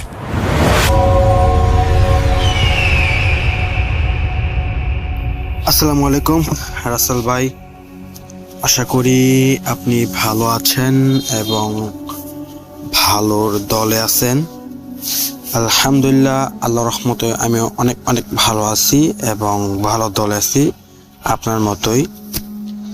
তো সর্বপ্রথম আমি আমার পরিচয়টা দিয়ে নিই। তো আমার নাম হচ্ছে শেখ মোহাম্মদ মাহিম খান। তো এটা হচ্ছে আমার ডাক নাম, এবং অরিজিনাল নাম এটা একটু প্রাইভেসির জন্য বললাম না, কারণ এই নামে আমার অনেক প্রাইভেট অ্যাকাউন্ট আছে, মানে এর জন্য আর বলা হলো না। তো যাই হোক, আজকে যে ঘটনা কেন্দ্রীয়, এটা আমার এক বন্ধুকে নিয়ে। তো আমার বন্ধুর নাম হচ্ছে সোহাগ, আর এখন আর ওর সাথে আমার কোনো যোগাযোগ নেই। তো মাঝে মধ্যে যোগাযোগ হয়, এখন আর যোগাযোগ হয় না। তো যাই হোক, আর বেশি কথা না বাড়িয়ে আমরা সরাসরি মূল ঘটনায় চলে যাই। তো আমার বন্ধু সোহাগ যে সময় ছোট ছিলেন, তখনও আমার বন্ধুর ফ্যামিলি, আমার বন্ধুরা ঢাকায় আসে নাই। এটা হচ্ছে ময়মনসিংহ বিভাগের শেরপুর জেলার উপজেলা শ্রীপুদি, কোন গ্রাম এটা আমার একদমই মনে নেই। তো আমার বন্ধু যে সময় ছোট ছিল, তো ছোট থাকাকালীন ওরা ওর যে বন্ধুরা আছে, মানে আমার বন্ধুরা যে আছে, যে আমার সোহাগের যে বন্ধুরা আছে, ওরা প্ল্যানিং করলো মাছ ধরতে যাবে। তো মাছ ধরতে যাবে, বেশ ভালো কথা, যেই কাজ মানে যেই কথাতে এই কাজ তো করতেই হবে। তো মাছ ধরতে গেল। তো আমার বন্ধুর যে বন্ধুরা আছে, মানে সোহাগের যে বন্ধুরা আছে, ওরা আগে আগে চলে গেছে এবং সোহাগ পিছে পড়ে গেছে, কারণ সোহাগের বাড়িটা ছিল অনেক দূরে। তো দূরে থাকাকালীন ওর পৌঁছাইতে, মানে যে জায়গায় মাছ ধরতে যাবে, একটা বিলের পাশে একটা বড় ব্রিজ আছে পরিত্যক্ত। তো আমাকে ও যেভাবে বলছে আমি এভাবে বলবো। আর ভিতর মানে ঘটনার ভিতরে যদি কোনো আমার বয়সে যদি কোনো ভুল ত্রুটি থাকে তাহলে ক্ষমা সুন্দর। তো মানে যাওয়ার কালীন, তো এখান থেকে একটু শর্টকাট রাস্তা পড়ে এবং লং রাস্তা পড়ে। তো আমার বন্ধু সোহাগ ও শর্টকাট রাস্তাটা চয়েস করলো। তো চয়েস করার পর আবার অনেকেই গ্রাম অঞ্চলে চিনে, যেটাকে আমার সোন বলে। সোন অনেক লম্বা লম্বা গাছ হয়, ওই সময় অনেক লম্বা লম্বা গাছ ছিল। তো আমার বন্ধু যাওয়াকালীন, মানে তো ওই সময় আরো ছোট ছিল, তো দেখতে পাচ্ছি যে একটা জায়গায় যাচ্ছে, দেখতে পাচ্ছি। তো ওর বন্ধুরা গেছে লং রাস্তা দিয়ে এবং ও গেছে হচ্ছে শর্টকাট দিয়ে। তো শর্টকাট যাওয়াকালীন মানে রাস্তাটা দেখলো ক্লিন, কোনো গাতা মাতা কোনো কিছু নাই।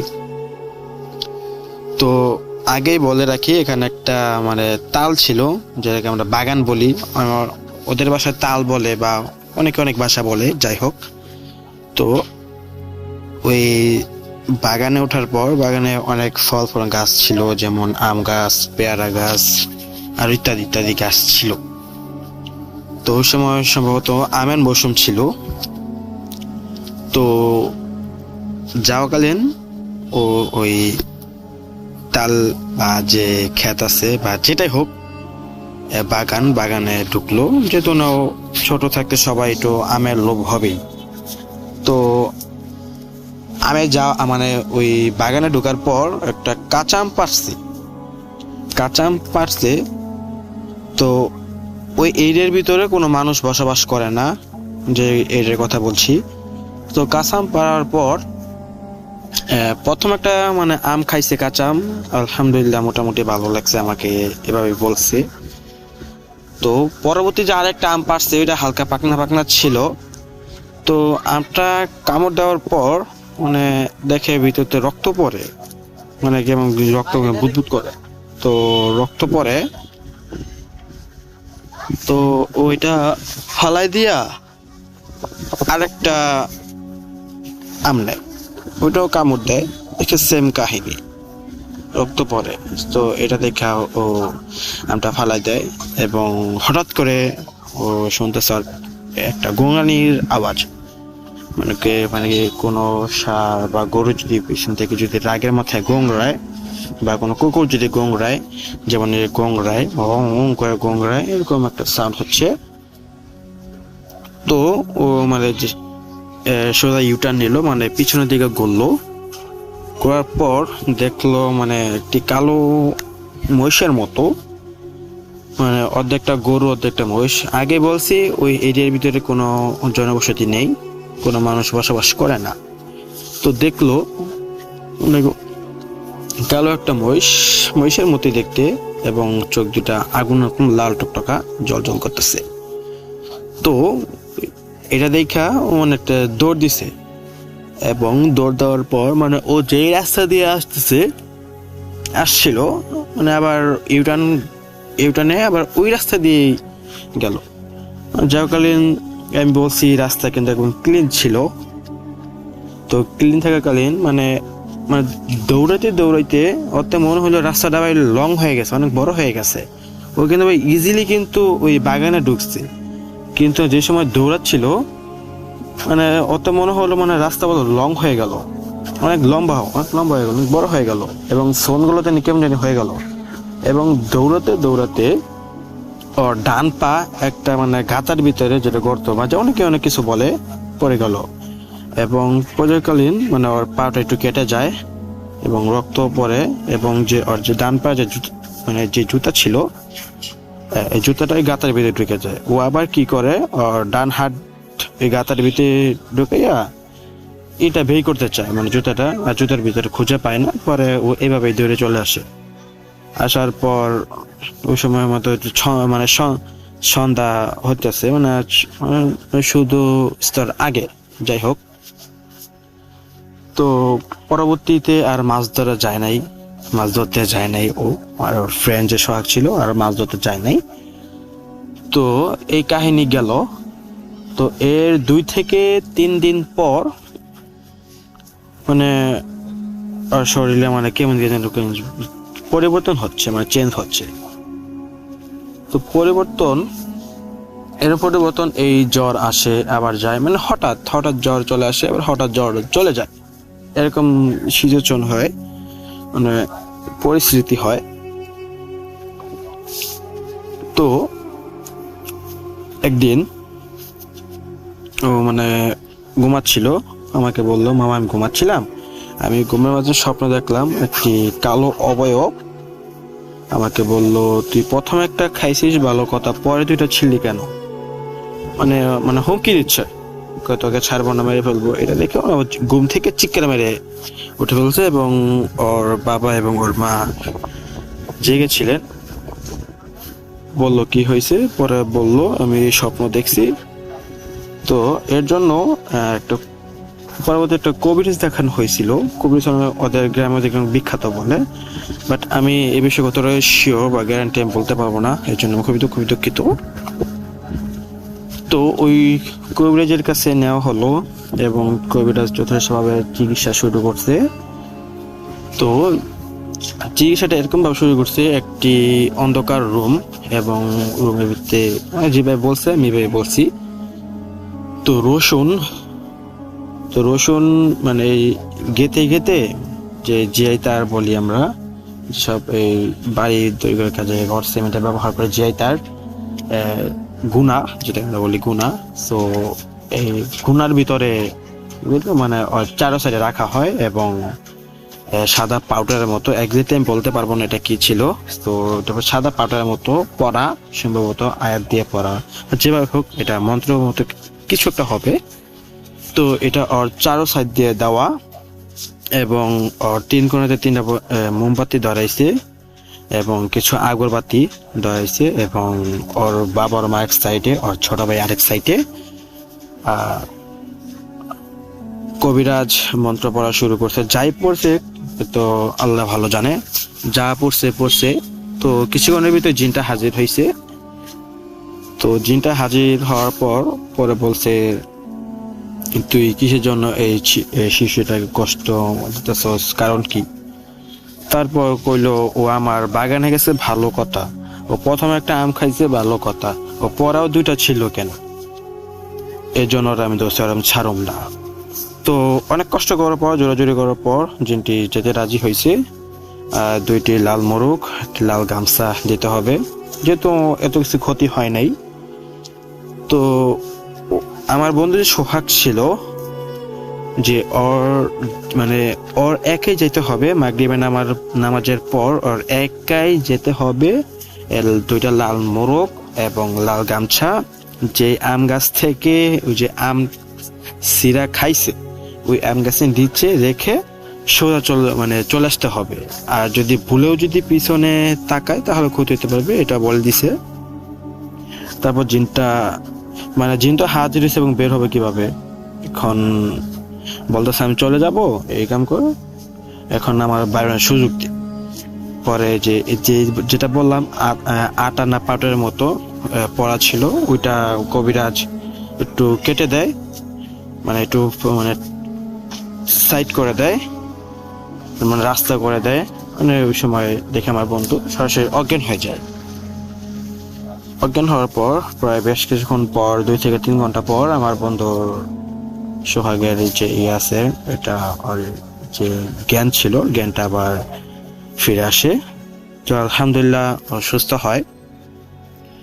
তো এর পরবর্তীতে কোনো আর সমস্যা হয়নি, কিন্তু সমস্যা হয় আর কিছুদিন পর, ওইটাও একটা স্বপ্ন দেখাইছিল। তো ও বলা, ওই যে বলছিলাম পরিত্যক্ত একটি ব্রিজ ছিল, ওই যে খাল বা যে বিলে যে মাছ ধরতে যেত, ওর সাথে একটা ব্রিজ ছিল। ওই ব্রিজে ওঠার পর খেলাধুলা করছিল এবং ও হঠাৎ করে দেখে ওই ব্রিজের নিচে সেম টু সেম একটি কালো মহিষ ওর দিকে তাকিয়ে আছে এবং গোংরাচ্ছে। এটা দেখে ও চিৎকার মেরে এখান থেকে দৌড় দিয়ে চলে আসার পরে এই পরদিন রাত্রে আবার সেম স্বপ্নটা আবার দেখায়, তুই বেঁচে গেছিস, হ্যান তেন পকচকর কইলা আবার চলে গেল। তো আলহামদুলিল্লাহ পরে সুস্থ হয় এবং কোনো সমস্যা হয় নাই। তো এর কিছুদিন পর ওর একটা দূর সম্পর্কের সম্ভবত মামা আমার বন্ধুকে বলছিল আমি বিশ্বাস করি না, ওরা বলে জিন্ন ধরছিল, এমন কিছু বলছিল। হঠাৎ করে আসলে এত শক্তি করছিল আমি বলতে পারবো না, কেউ বলতে পারবে না। তো অনেক একটা কোদাল রাখা ছিল, কোদালটা নিয়ে ডাইরেক্ট কূপ মারতে ধরছে, কূপ মারছে। তো আল্লাহ রসম রহমত, কূপটা লাগে নাই। এবং আমার বন্ধু ছিল সোহাগ, ওমার গোমরা ছিল এবং চোখ দুটা লাল হয়ে যাচ্ছে, অবস্থা খারাপ হয়ে যাচ্ছিল। পরবর্তীতে আর কোনো সমস্যা হয় নাই। তো ও যে সময় আবার ঢাকা শিফট করে, আমাদের ফুপির বাসায় যে সময় রুম নেওয়ার পরে আমাকে ঘটনাটা বলে। তো রাসেল ভাই, এই ছিল আমার কাছ থেকে কালেক্ট করা ঘটনা। তো ঘটনা ভাই বাস্তব, আপনি যদি প্রমাণ চান তো আমি আমার বন্ধুর ফোন নাম্বার দিতে পারি এবং থেকে করতে পারেন, এবং ওর কাছ থেকে একটা ভয়েসে আমি একটা ক্লিপ নিব। তো আমার এই কাহিনীর যদি প্রচার হয়, ইনশাল্লাহ এর পরবর্তীতে আমার আশেপাশে আমাদের ভাই ব্রাদার আমাদের বাড়ি নিয়ে অনেক কাহিনী আছে, ইনশাল্লাহ এগুলো দেওয়ার চেষ্টা করব। তো রাসেল ভাই, আশা করব এটা আমার প্রচার হবে শ্রোতাদের কাছে, এবং এটা যদি প্রচার হয় তো আমাকে একটু জানিয়ে দিবেন। ধন্যবাদ রাসেল ভাই, আসসালামু আলাইকুম।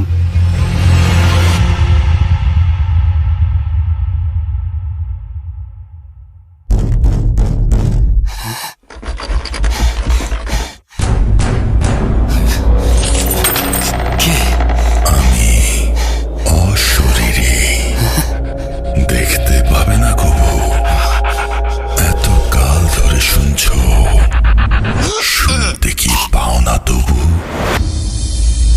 ভূত.com, The Fear Returns with Russell. Welcome back. আশা করছি আপনারা সবাই ভালো আছেন, ভালোর দলে আছেন, আমিও ভালো আছি, ভালোর দলে আছি। আজকের এই পুরো এপিসোডে সবচেয়ে বেশি অংশে ছিল ইমেল স্টোরি, রাইট? তো এইবার আমাদের আরেকটা অডিও ক্লিপে যেতে হচ্ছে। আশা করছি শুনবেন দয়া করে, এবং কমেন্টে যিনি পাঠিয়েছেন তাকে একটু সাপোর্ট করবেন। আর আপনারাও আপনাদের কাছের মানুষকে উৎসাহিত করবেন যাতে করে অডিও ক্লিপ পাঠান। এবং অডিও ক্লিপ আমরা চেষ্টা করছি ভালো অডিও ক্লিপগুলো সংগ্রহ করার, এবং খুবই চেষ্টা করছি, কিন্তু আমরা জানেন যে চাইলেও সম্ভব হয় না সব সময়। চলুন কথা না বাড়িয়ে সরাসরি ঘটনায় যাই। আসসালামু আলাইকুম। কেমন আছেন রাসেল ভাই? আশা করি আপনি ভালোর দলে আছেন। তো বেশি কথা না বাড়িয়ে আমি যে ঘটনাটি বলতে চাচ্ছি, এই ঘটনাটি আমার নিজের সাথেই ঘটে যাওয়া একটি ঘটনা। তো আমার নাম মিনহাস মাহমুদুল, আমার বাসা ব্রাহ্মণবাড়িয়া সদরে। তো ঘটনাটি যখন ঘটেছিল তখন সালটা ছিল 2006 সাল। তখন আমি অনেক ছোট ছিলাম। তখন থেকে আমার একটা ইচ্ছে ছিল গানের প্রতি বা গান করা। তো আমার গান স্কুলে সবসময় সব ম্যাডামরা শুনতো, বলতো যে তুই গান করলে সবসময় ভালো হবে। তো সেই সুবাদে এই কথাটাই আমার বাবার কানে আসে।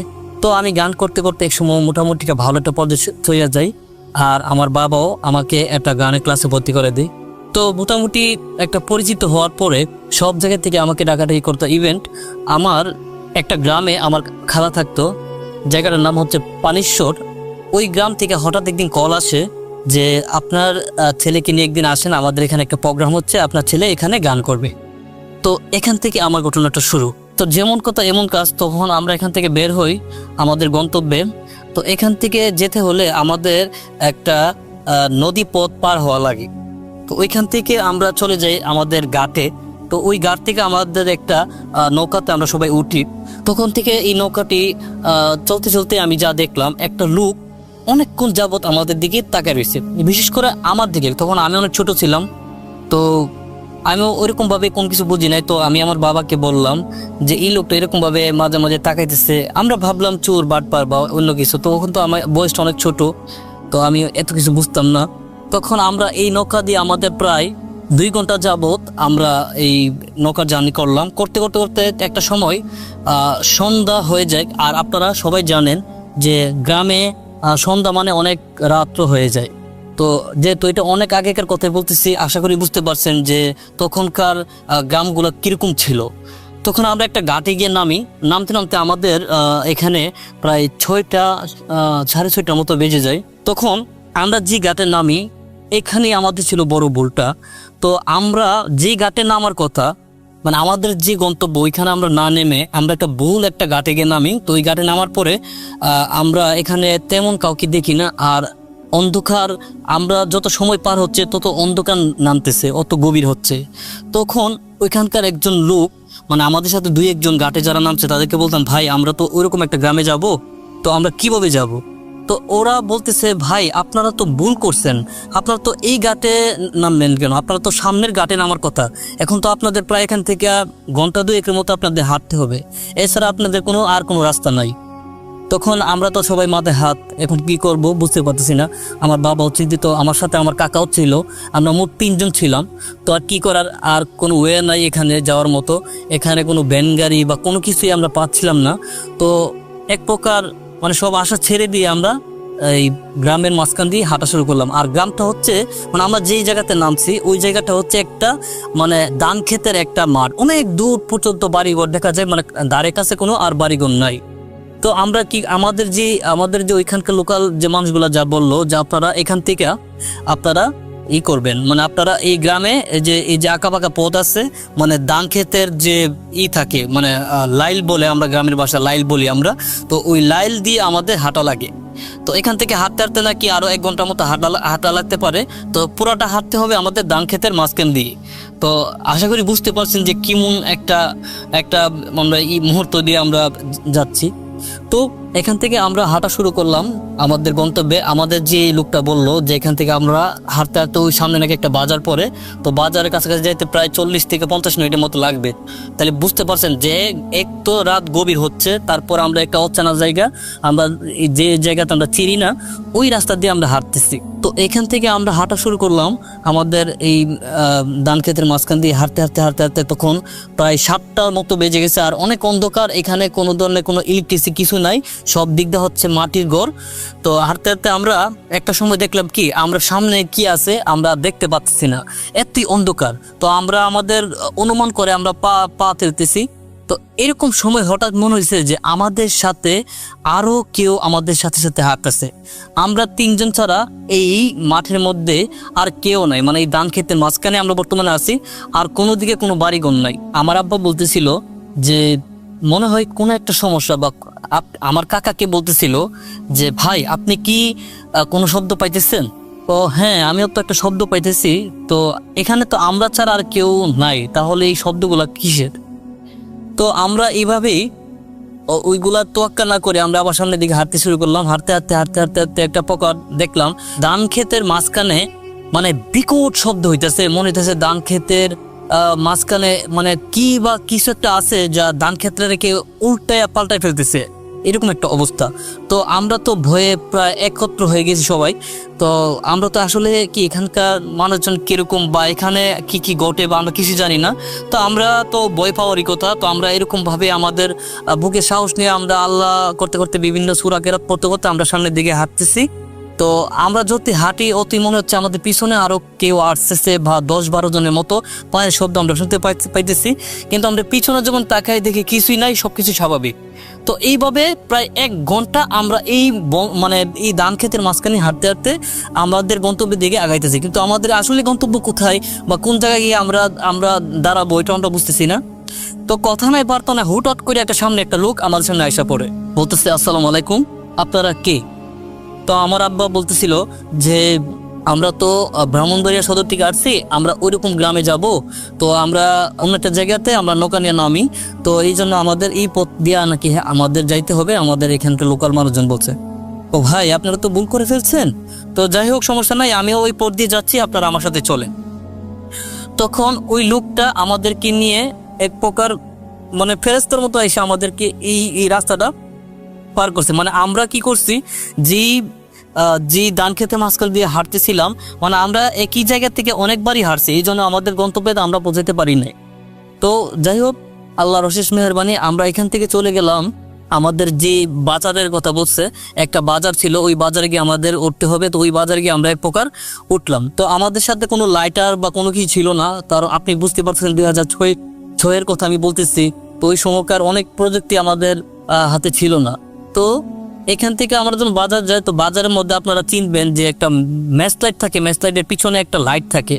তো ওইরকম একটা ম্যাচ লাইট নিয়ে আমাদের যাত্রাটা আবার শুরু করি, কারণ ওইখান থেকে আমাদের আরো 40 মিনিটের মতো আরেকটা রাস্তা আছে, যেটা আমাদের আঁকা পাকা পথ দিয়ে যেতে হবে। যদি ওইটা একটা লোকাল এলাকা, মানে মানুষের বাড়িঘর আছে, ওইরকম একটা রাস্তা দিয়ে আমাদের যেতে হবে। এখান থেকে আমাদের আসল মানে বিপত্তিটা ঘটে। তো আমাদের ওই লোকটা বলতেছে আপনারা এই রাস্তা দিয়ে সোজা যাবেন, সোজা গিয়ে আপনারা ডানে যাবেন, ওইখানকার ডানে গিয়ে যে কোনো বাসাতে আপনার বললেই চলবে যে আপনারা যে জায়গায় যাইতে চাইতেছেন এই জায়গায়। মোটামুটি আপনারা অনেক আগে গেছেন, কিন্তু অনেক দূর, প্রায় 40-50 মিনিটের মতো লাগবে আপনার হাইটে যেতে। বা এখানে কোনো ধরনের কোনো কিছু নাই, কারণ সন্ধ্যার আগেই সবকিছু ব্যান, একমাত্র ব্যানই থাকে এখানে, আর ব্যান ছাড়া কিছুই পাওয়া যায় না এখানে। তো যাই হোক, তো আমরা যে কথাই কাজ আমরা ওইভাবে ওই বাজার থেকে হাঁটতে হাঁটতে হাঁটতে হাঁটতে আমরা চলে গেলাম আমাদের গন্তব্যের উদ্দেশ্যে। তো একটা সময় দেখা গেল আমরা ছাড়া ওই রাস্তার মধ্যে আর কোনো মানুষ নাই, এরকম একটা রাস্তায় আমরা পৌঁছাই গেছি। আর ধারে কাছে কোনো বাড়িঘর নাই, চারদিকে শুধু মাঠ আর মাঠ, আর মাঝখানে একটা রাস্তা। ওই রাস্তাটা দিয়ে আমরা হাঁটতে হাঁটতে আমাদের গন্তব্যের উদ্দেশ্যে আমরা যাচ্ছিলাম। তখন আমাদের সামনে একটা বড় একটা বট গাছ, মানে অনেক পুরানো বড় বড় বট গাছ থাকে না, তো ওই বট গাছ আমাদের সামনে পড়লো। আর বট গাছের চারিদিকে অনেক অনেক ঝোপ ঝাড় ডালপালা অনেক কিছু এখানে। তো আমরা দেখলাম কি ওই বট গাছের অপোজিটে আরেকটা মন্দির আছে। তো এখানে দুইজন মানুষকে দেখলাম এখানে মন্দিরে বসে কি জানি করতেছিল। তো আমরা ওই দিকে মানে খেয়াল না করে আমাদের যে রাস্তা, ওই রাস্তা ধরে আমরা হাঁটতে শুরু করলাম। তো এখান থেকে আমরা আমাদের রাস্তা হাঁটা শুরু করলাম। তো আমরা একটা রাস্তা ধরে হাঁটতে হাঁটতে হাঁটতে হাঁটতে ঘুরে ফিরে দেখলাম আমরা আবার এই মন্দিরে আইসা ঠেকছি। তো এইভাবে আমরা 3-4 বার আমরা একই রাস্তার মধ্যে পাক খাইতেছি। তো আইসা দেখি একটু আগে যে লোকগুলো এখানে ছিল, তো এই লোকগুলো এখানে নাই। তো এটা আমরা এক প্রকার স্বাভাবিকভাবেই দেখলাম। তো তখন আমার আব্বা বলতেছিল যে ভাই, মানে আমার কাকাকে বলতেছিল যে ভাই, আপনি একটা বিষয় খেয়াল করছেন যে আমাদের সাথে কি হইতেছে? যে এখানে আমরা আসার পর থেকে কিন্তু আমরা একই রাস্তা দিয়ে 3-4 বার কিন্তু একই মন্দিরের সামনে আইসা আবার মানে আমরা দাঁড়াইতেছি। আসলে আমাদের মনে হয় কোনো কিছু একটা হইতেছে এই জায়গাতে। তখন এই আমরা আল্লাহ জিকির টিকির করে বা বিভিন্ন সূরা কেরাত পরে আমরা দেখলাম কি যে আমরা যে রাস্তা দিয়ে যাইতেছি ওই রাস্তার বাম পাশে আরেকটা রাস্তা আছে। আমাদের হঠাৎ করে এটা আমার চোখে পড়ছে। তো আমি এখন ছোট ছিলাম, আমি বলছি আব্বা, তো ওইখানে তো আরেকটা রাস্তা আছে, তো ওই রাস্তা দিয়ে চলেন আমরা যাই। তো ওই রাস্তা দিয়ে আমরা যাইতেছিলাম। তো সাথে দিয়ে একটা কবরস্থান, তো ওই কবরস্থানের পাশ দিয়ে আমরা গেছি। আর এখানে বিভিন্ন শব্দ হইতেছিল, কিন্তু আমরা কোনো চোখে কোনো কিছু দেখতেছি না, মানে আমরা অনুমান করে আমরা রাস্তাটা হাঁটাহাঁটি শুরু করতেছিলাম। তো এই দিক দিয়ে হাঁটতে হাঁটতে হাঁটতে হাঁটতে হাঁটতে হাঁটতে সামনে গিয়ে দেখি একটা মানে খাত বা একটা কি বলে, মানে একটা গোদারা ঘাট, মানে আমরা গ্রামের ভাষায় যেটা বলি এরকম একটা। ওই পাশেও পানি, এই পাশেও পানি, আর মাঝখানে একটা খালের মতো গেছে। তো ওইটা পার হইতে গেলে আমাদের পানিতে নামতে হবে। আর এটা বেশি দূরত্ব না, প্রায় 10 ফুটের মতো গ্যাপটা। তো এখানে তো অনেক পানি, তো আমরা তো কিভাবে নামবো? তখন আমরা এই পাশে এসে বসে রয়েছি। আর আমার বাবা চিন্তা করতেছে যে কি একটা বিপদের মধ্যে পড়লাম, এখানে এসে আবার দেখতেছি পানি, এখানে কিভাবে পার হইব? কারণ দিনের বেলা এখানে একটা নৌকা থাকে বা একটা ব্যবস্থা থাকে, তো হয়তো আমরা এটা দেখি নাই বা আমরা পাইও নাই। তো এখান থেকে আমি দেখছি কি যে একটা দড়ির মতো কিছু একটা আমার পায়ের সাথে আটকে ছিল। তো ওই দড়িটা যখন টান দিছে, তো ওই পাশে দেখলাম একটা ভেলার মতো কি জানি আমার সামনে আসতেছে। তো এটা হচ্ছে যারা গ্রামে এই ছোট রাস্তাটা পার হয়, মানে এই খাদরা বা খালটা, তো এটা এই ভেলা দিয়ে তারা যাতায়াত করে। তো আমি টান দেওয়ার পরে ওই ভেলাটা ওই পাশ থেকে এই পাশে আসছে। তখন আমরা কি করছি, 3 জনে এই ভেলাটাতে পার হয়েছি। তারপর হচ্ছে বালুর মাঠ পরে একটা সামনে আমাদের হাঁটতে হাঁটতে, আর হচ্ছে সাইড দিয়ে হচ্ছে আপনার এই কি বলে, মানে ইট খোলা, বড় বড় ইট খোলার একটা কারখানা ছিল এখানে, অনেক পরিত্যক্ত ইট খোলাটা। তো হাঁটতে হাঁটতে হাঁটতে আমি আর আমার বাবা যখন হাঁটতেছিলাম, তো পিছনে দেখলাম যে আমার কাকা নয়। তখন আমার বাবা তো বলছে, এই তোর কাকা কই? আমি বলতেছি, না আব্বা, আমি তো কাকারে দেখতেছি না, কোথায় জানি। তো এই কি বলস? পরে পিছনে তাকে দিই এক ডুবার মধ্যে আমার কাকা পড়ে আসছে। আমার কাকা প্রায় কোমর পর্যন্ত ডুবার মধ্যে পড়া মানে হাঁপাইতেছে। তো এটা দিকে তো আমাদের মানে পানি একদম শুকিয়ে গেছে কলিজার। তো আমার আব্বা ধুইরা গিয়া আমার কাকাকে উঠাইছে। ওঠানোর পর এখানে ওনার একটা সাইডে নিয়ে পানি টানি পরিষ্কার করে, তখন ওনাকে নিয়ে আবারও আমরা হাঁটা দিছি। এখন আমাদের প্রায় গন্তব্যের কাছাকাছি আমরা চলে আসছি।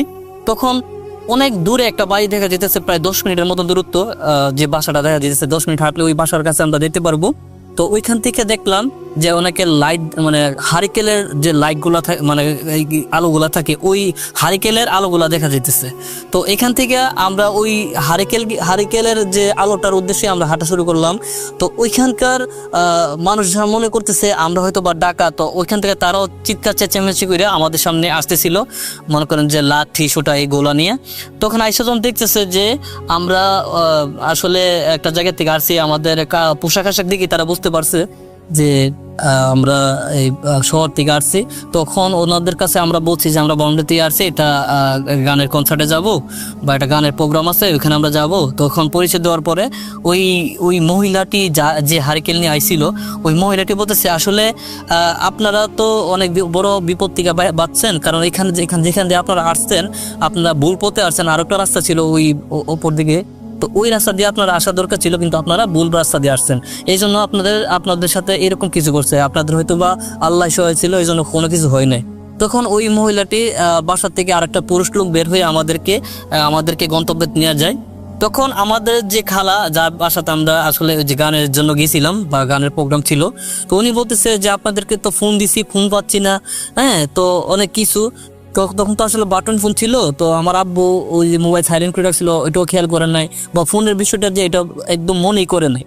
তো যাই হোক, তো অবশেষে আমরা এখানে পৌঁছানোর পর ওইখানে একটা হুজুর আইসা বলতেছে আচ্ছা কার সাথে এরকম ঘটনা ঘটছে। তখন ওই হুজুরটা বলছে যে আসলে আপনাদের সাথে হয়তো বা আপনাদের আল্লাহ সহায় ছিল, এই জন্য কোনো কিছু হয় না, কিন্তু ওইখানে আপনারা যেই বট গাছটা দেখছিলেন ওই গাছটা হচ্ছে দোষী, ওইটার বিকালের পর থেকে কেউ ওইখানে যায় না, আপনারা তো রাত্রে গেছেন, তো আপনাদের সাথে কি হয়েছে না হয়েছে, কিন্তু হুজুর এখান থেকে বলে দিয়েছে যে আমাদের সাথে এরকম ঘটনা ঘটতে পারতো, কিন্তু আপনাদের সাথে আপনাদের হয়তো আল্লাহর অশেষ রহমত ছিল, এই জন্য কোনো কিছু হয় নাই।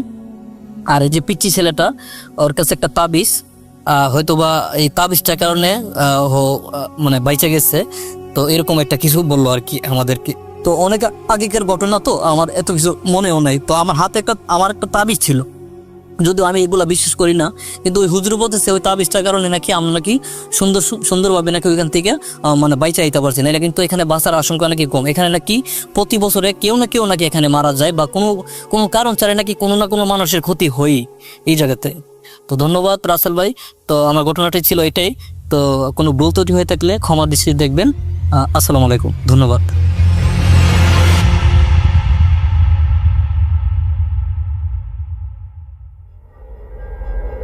Spirit, be here with me.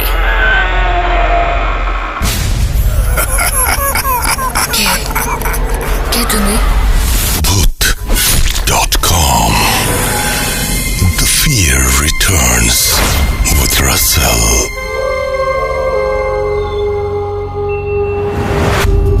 Welcome back. আশা করছি আপনারা সবাই ভালো আছেন এবং ভালোর তলে আছেন। আমিও ভালো আছি আর ভালোর তলে আছি। বেশ কিছুদিন ধরে আপনাদের বলছিলাম যে আমরা চাচ্ছি সারা বাংলাদেশে আমাদের স্টুডিওগুলো ছড়িয়ে দিতে, যাতে আপনারা একেবারে কাছাকাছি কোথাও এসে আপনাদের ঘটনাগুলো শেয়ার করে যেতে পারেন। আর সেই উদ্যোগ থেকেই সাবিত আর সিফাত মিলে ময়মনসিংহ আর তার আশেপাশের এলাকার ঘটনাগুলো সংগ্রহ করছেন। এদিকে রোহান করছেন কুষ্টিয়া অঞ্চলের ঘটনা। আমরা আস্তে আস্তে আরও অনেক জায়গাতেই যাব, আমাদের একটু সময় দেবেন দয়া করে। তো রিসেন্টলি একটা ঘটনা সাবিত রেকর্ড করেছেন স্থানীয় একজন স্টোরি টেলারের কাছে। আমরা সরাসরি তার কাছে যাব, চলুন শুনে আসি ঘটনাটা। আসসালামু আলাইকুম ডিয়ার লিসেনার্স, আশা করি সকলেই ভালো আছেন এবং সুস্থ আছেন।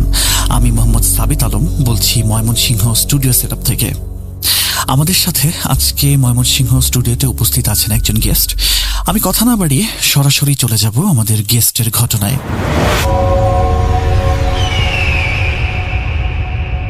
আসসালামু আলাইকুম, আমি মোহাম্মদ আব্দুল আল মারুফ বলছি ময়মনসিংহ থেকে। আসল ভাই, আশা করি ভালো আছেন, শ্রোতারা সবাই সুস্থ আছেন। তো আজকে আমি এখানে আমার ভাস্তি সম্পর্কের দুইজনের ঘটনা বলবো। একটা হচ্ছে আমি উপস্থিত ছিলাম সরাসরি, আমি নিজে দেখেছি, আরেকটা হচ্ছে আমার আম্মুর মুখ থেকে শুনেছি। তো তার আগে কিছু সারাউন্ডিংস ব্রিফ করা উচিত আমি মনে করি। তো আমার যে পরিবার বা আমার যে কি বলে বংশ গোষ্ঠী, এর মধ্যে বেশ কিছু এরকম ঘটনা আমি শুনতে পেরেছি। কারণ হচ্ছে আমার দাদা ছিলেন বড় একজন আলেম, তার বড় বাবা আরো বড় আলেম ছিলেন। আমার এক ফুফা আছেন, উনিও খুব পরহেজগার ব্যক্তি, উনিও জিন নিয়ে রুকিয়ে টুকিয়ে করতে পারেন, ওনারও কিছু সারাউন্ডিংস ঘটনা আছেন। তো এইসব কারণে আমি ঘটনাগুলোর সাথে লোকমুখে শুনে হলেও খুব ভালো রকম পরিচিত। আমি ছোট থাকতে আমার নানুর বাসায় বেশ কিছুদিন সময় কাটিয়ে পরে আমরা সেপারেট বাসা নিতে পেরেছিলাম। ওইখানে আমার অনেক সময় গেছে। পাশেই ছিল আমার ফুপুর বাসা। ময়মনসিংহের যারা পুরাতন প্রাচীন লোকাল লোক তারা জানবেন, গ্রেটার ময়মনসিংহ শহরতলির সর্বপ্রথম 5 তালা ছিল আমার ফুপার। ভবনটির নাম হচ্ছে জান্নাতাবাদ ভবন। এটা চুন সুরকি দিয়ে করা বিল্ডিং, তখনও সিমেন্ট হয়নি, স্বাধীনতার পরপর বা আগে এই বিল্ডিংটা করা। তো হচ্ছে এই বিল্ডিংটার সামনে ছিল একটা বড় পুকুর। এই পুকুরের এক কিনারে ছিল একটা তাল গাছ। এমনকি ভর দুপুর বেলায়ও আমাদের এই তাল গাছের নিচে যাওয়া নিষিদ্ধ ছিল। ছোট থেকে আমাদেরকে এইভাবেই বড় করা হয়েছে। রাতে ওই তাল গাছের নিচে দিয়ে যদি বড়দের সাথেও আমরা যেতাম, বড়রাও দেখতাম কেমন যেন নার্ভাস হয়ে যেত। এই তাল গাছটাকে সবাই এড়িয়ে চলতো। তাল গাছটা দীর্ঘদিন কাটা যায়নি, কাটতে গেলে কেউ না কেউ অসুস্থ হয়ে যেত। তো এটা মোটামুটি ওই এলাকায় এস্টাবলিশড যে তাল গাছটার সাথে কিছু একটা ছিল। এখন তাল গাছটা নেই, ওই জায়গায় একটা বড় বিল্ডিং হয়েছে, এখন কোনো সমস্যা নেই। পরে ফাইনালি কাটা হয়েছিল, কিন্তু দীর্ঘদিন পর্যন্ত এই তাল গাছ ঘেরা একটা রহস্য আমাদের ছিল। তো যেই দিনের ঘটনা আমি বলছি, তখন আমিও ছোট। আমার চেয়ে 6 বছরের ছোট হচ্ছে আমার এক ভাস্তি। এই ভাস্তির সাথে ঘটা ঘটনা ওই দিন হয়েছিল কি, ওই তাল গাছের একটা বা কয়েকটা তাল নিয়ে আমার ফুপি পিঠা বানাচ্ছিল। পিঠা বানানোর এক পর্যায়ে পাশে, তখন আমার ভাস্তি হচ্ছে অলমোস্ট নিউবর্ন, 1-1.5 মাস বয়স হবে। পিঠা বানাচ্ছে পাশের ঘরে, এই ঘরে ছিল। রাত হয়ে গেছিল পিঠা বানাতে বানাতে অনেক। ভাস্তি স্বাভাবিকভাবে শুয়েছিল। তো আমার যে ভাবি আছেন উনি পিঠার কাজে হেল্প করতেছেন। হঠাৎ করে হচ্ছে কি, ভাস্তি অস্বাভাবিকভাবে কান্না শুরু করে দিয়েছে। কান্না শুরু করার এক পর্যায়ে যখন তাকে একটু ভালো রকম অ্যাটেনশন দেওয়া হলো, তার কেমন যেন একটা শরীরের কালার চেঞ্জ হয়ে যাচ্ছে এরকম। এই ধরনের ঘটনাগুলো আমি পরে আরেকটা ঘটনা এটার সাথে যুক্ত করে বলবো। তো আমি জানি যে এই ধরনের ঘটনাগুলোতে বাচ্চার যে শারীরিক অবয়ব বা কালার আছে এটা খুব র্যাপিডলি চেঞ্জ হয়। তো ওই পিঠা, ওই তাল গাছের পিঠা ছিল। তো ওই তাল গাছের পিঠার জন্য আবার ওই দিন দরজাটা, তাদের সদর দরজাটা খোলা ছিল, যেটা সরাসরি পুকুরের দিকে মুখ করা, এবং ওই পুকুরেরই কিন্তু একটা কিনারে হচ্ছে ওই তাল গাছটা। তো ভাস্তি এরকম খুব অসুস্থ হয়ে পড়েছে এবং শরীরের কালার চেঞ্জ হয়ে যাচ্ছে, একবার লালের মতো দেখা যায়, একবার নীলের মতো দেখা যায়। তাকে সরাসরি রাতের মধ্যে হাসপাতালে নিয়ে যাওয়া হলো, প্রথমে মেডিকেল চিকিৎসার জন্য। তো মেডিকেলি যত ধরনের সিমটম নিতে হয় ডাক্তারদের, রাতে তো সাধারণত ডিউটি ডাক্তার বা বড় প্রফেসর থাকেন না। প্রফেসর থাকলে এমন কোনো সিদ্ধান্ত দিতেন কিনা আমি জানি না। তো ইন্টার্নরা যারা ছিলেন তারা নর্মাল যত সিমটম আছে সব চেক করে বাচ্চাকে বললেন যে বাচ্চার এই ধরনের কোনো সমস্যা নাই। এর মধ্যে একজন ইন্টার্ন ছিলেন, সে ইসলামিক ভাবে মনে হয় অ্যাক্টিভ ছিলেন, দাড়ি ছিল। তো উনি বলেছিলেন ইয়াকে, আমার যে ভাই আছেন, ফুফাতো ভাই, ওনাকে বলেছিলেন যে এটা আমার মনে হচ্ছে একটু অন্য ধরনের সমস্যা, আপনি একটু হুজুরের সাথে কনসাল্ট করবেন প্লিজ। তো তারা হাসপাতাল থেকে অগত্যা চিকিৎসা না পেয়ে, মানে চিকিৎসা নেই তো সমস্যা নাই, চিকিৎসা কি করবে, তারা তখন বাসায় নিয়ে চলে আসে। বাচ্চা তখনও এরকম কালার চেঞ্জ হয়ে যাচ্ছে, সমানে কান্না করছে, অস্বাভাবিক কান্না, হাত পা খিচ দিয়ে আনছে, হাত পা বেঁকে যাচ্ছে, এরকম একটা ঘটনা। তখন জরুরি ভিত্তিতে আমাদের যে পাটগুদাম ব্রিজমোর মসজিদের যে বড় হুজুর আছেন আব্দুল কাসিম সাহেব, ওই কাসিম সাহেবকে ডেকে নিয়ে আসছেন, বড় হুজুরকে। বড় হুজুর এসেছেন, তারপরে হচ্ছে রুকিয়া করেছেন, ঝাড়ফুঁক করেছেন, সূরা পড়েছেন, ফু দিয়েছেন। কিছুক্ষণ চিকিৎসা ইসলামিক পদ্ধতিতে চললো, পরা পানি দিল, ঝাড় করা পানি, ফুক করা পানি, এটা খাওয়ানোর পরে বাচ্চাকে এটা দিয়ে শরীর টরীর মুছে দিয়েছে বা এরকম কিছু। তারপরে আস্তে আস্তে স্বাভাবিক হয়ে গেল। তো এই ঘটনাটা এখানেই শেষ। কিছু তো একটা ঘটেছিল সেই রাতে, ওই তালগাছ ঘেরা রহস্যের জন্য পুরাতন বাড়ি। তো ভাস্তি এরকম হয়ে গেছিল। আর যে ঘটনাটা এটার সাথে আমি লিঙ্ক করব, যে ঘটনাটা হচ্ছে আমি আমার আম্মুর মুখ থেকে শুনেছি আমার আরেক ভাস্তির জন্য। তখন আমি হইনি, আম্মু নিউলি ম্যারিড। তারা বেড়াতে গেছিল হালুয়াঘাটে, সেই সীমান্তবর্তী কোনো একটা গ্রামে। সেখানে হচ্ছে আমার ফুপার কথা যে বললাম, আমার ফুপা হচ্ছে ঝাড়ফুঁক করেন বা জিন নিয়ে রুকিয়া করেন, উনার সরাসরি নাতি, উনার ডিরেক্ট নাতি আমার দূর সম্পর্কের ভাস্তি হয়। আশা করি আফসারা আন্টিও ঘটনাটা শুনবেন। উনি আমার বয়সে বড় বিধায় ওনাকে আন্টি ডাকি, কিন্তু উনি পদে হচ্ছে আমার ভাস্তি। ওনার সাথে নিজের সাথে ঘটা ঘটনা, যেহেতু ফুপা এইসব জিন বা এই সাবজেক্ট নিয়ে কাজ করতেন, তো উনাদের হয়তো বা একটা আক্রোশ ছিল ফুপার প্রতি, বা তার অনিষ্ট করার জন্য একটা অপচেষ্টা চলতো। তা আম্মু বলল এরকম একটা সন্ধ্যার আগের রাতে হঠাৎ করে আফসারাকে অ্যাটাক করে বসলো বা পোজেস করে বসলো কোনো একটা বেল গাছের নিচ দিয়ে যখন তাকে নিয়ে যাওয়া হচ্ছিল তখন। এই গাছটাকে অনেকে সমস্যা বলতো। তো এই যে অ্যাটাকটা করলো, আমার আম্মু এইভাবে বলেছে যে আমি আমার জীবনে এই ধরনের কোনো ঘটনা প্রত্যক্ষদর্শী আমি হইনি। আমার হাতে নেওয়া আফসারাকে আমি কোলে নিয়ে রাখছি, আমার কোলের মধ্যে বাচ্চা একবার লাল হয়ে যাচ্ছে, একবার নীল হয়ে যাচ্ছে, একবার হলুদ বর্ণ হয়ে যাচ্ছে, র্যাপিডলি কালার চেঞ্জ করতেছে, আর এই যে কান্না তো থামে না। সে এক বিভৎস ঘটনা, বাচ্চা মারা যাচ্ছে, এরকম একটা আতঙ্ক তৈরি হয়ে গেছে। আম্মু বলতেছে আমার কোলে আমি হাতে দেখতেছি যে সমানে কালার চেঞ্জ হচ্ছে এরকম থেকে থেকে। তো এটা তো আর একবারে ডিপ পার্পল হয়ে যাবে না, ওই একটা নীলাভ ধরন চলে আসে, অক্সিজেন কম হয়ে গেলে যেরকম হয়, আবার একটু বেশি রক্ত সঞ্চালন হয়ে গেলে একটা লাল কালার হয়ে যায়, এরকম হয়ে গেছে। তখন ফাইনালি ফুপাকে কল দেওয়া হলো, ডেকে পাঠানো হলো আর কি। ফুপা আশেপাশে ছিলেন কোথাও হয়তো বা, ফুপা আসলেন। ফুপা তো কেয়ার এক্সপার্ট, তো ফুপা যেটা করলেন বাচ্চার যে ছোট আঙ্গুল আছে বা কনিষ্ঠার মধ্যে নখ দিয়ে চাপ দিয়ে ধরে কিছু রুকিয়া করলেন, সূরা পড়লেন। তো এই ধরনের কিছুক্ষণ রুকিয়া করার পরে আস্তে করে কান্না থেমে গেল। তো যেই ব্যাপারটাই ছিল এটা হয়তো বা চলে গেল, আস্তে আস্তে স্বাভাবিক হয়ে গেল। তারপরে আর সমস্যা হয়নি, হয়তো বা একটু জ্বর ছিল কয়েকদিন, তারপরে বাচ্চা সুস্থ হয়ে গেছে। কিন্তু এখনো আম্মু বলে যে এটা আমার এখনো চোখে ভাসে যে এইভাবে কিভাবে একটা বাচ্চার র্যাপিড ভাবে কালার চেঞ্জ হতে পারে, এইভাবে অস্বাভাবিক কান্না, হাত পা খিচ দিয়ে নিয়ে আসে। এই দুইটা ঘটনা একসাথে বলার কারণ হচ্ছে একটা নির্ধারিত কোনো সত্তা বা শ্রেণী হয়তো বা বাচ্চাদের উপর পোজেসটা বেশি করে বা সিমটমটা এই একই টাইপের হয়। আমাদের শ্রোতাদের মধ্যে অনেকে হয়তো লিঙ্ক করতে পারবেন, তাদের আল্লাহ না করুক তাদের বাচ্চার সাথে বা তাদের আত্মীয় স্বজনের কোনো বাচ্চার সাথে হয়তো বা দেখবেন যে একই টাইপের ঘটনা ঘটেছে। এই ঘটনাগুলোর সিকোয়েন্সটা কমন, এরকম হয়ে যাচ্ছে। হয়তোবা আগে বেশি হতো, এখন কম হয়, কিন্তু হয় না যে তা না। মেডিকেল সায়েন্সের ভাষায় এটাকে অন্য কিছু বলা হতে পারে, ইসলামিকভাবে বিশ্বাস থাকলে বা ধর্মীয় বিশ্বাস থাকলে এই ঘটনাকে অন্য কিছু বলা হতে পারে। ধন্যবাদ রাসেল ভাই। এই ছিল আজকের আমার এইখানের ঘটনা আমার ভাস্তিদেরকে নিয়ে। তো সবাই ভালো থাকবেন, আসসালামু আলাইকুম। ধন্যবাদ মারুফ, আপনাকে অসংখ্য ধন্যবাদ আমাদেরকে ঘটনা দেওয়ার জন্য। আমি আর কথা না বাড়িয়ে সরাসরি চলে যাব রাসেল ভাইয়ের কাছে। আমি মোহাম্মদ সাবিত আলম ময়মনসিংহ থেকে আজকে বিদায় নিচ্ছি। আসসালামু আলাইকুম। Welcome back. আশা করছি আপনারা সবাই ভালো আছেন, ভালোর দলে আছেন। আমিও ভালো আছি, ভালোর দলে আছি। আর এই মুহূর্তে যেটা করতে হবে সেটা হচ্ছে আজকের মতো বিদায় নিতে হবে আমাদের। আমরা আবারও ফিরে আসবো আগামীকাল। সেই পর্যন্ত সবাই ভালো থাকুন, সুস্থ থাকুন, মোস্ট ইম্পর্টেন্টলি ভূত.com এর সাথে থাকুন। আল্লাহ হাফেজ।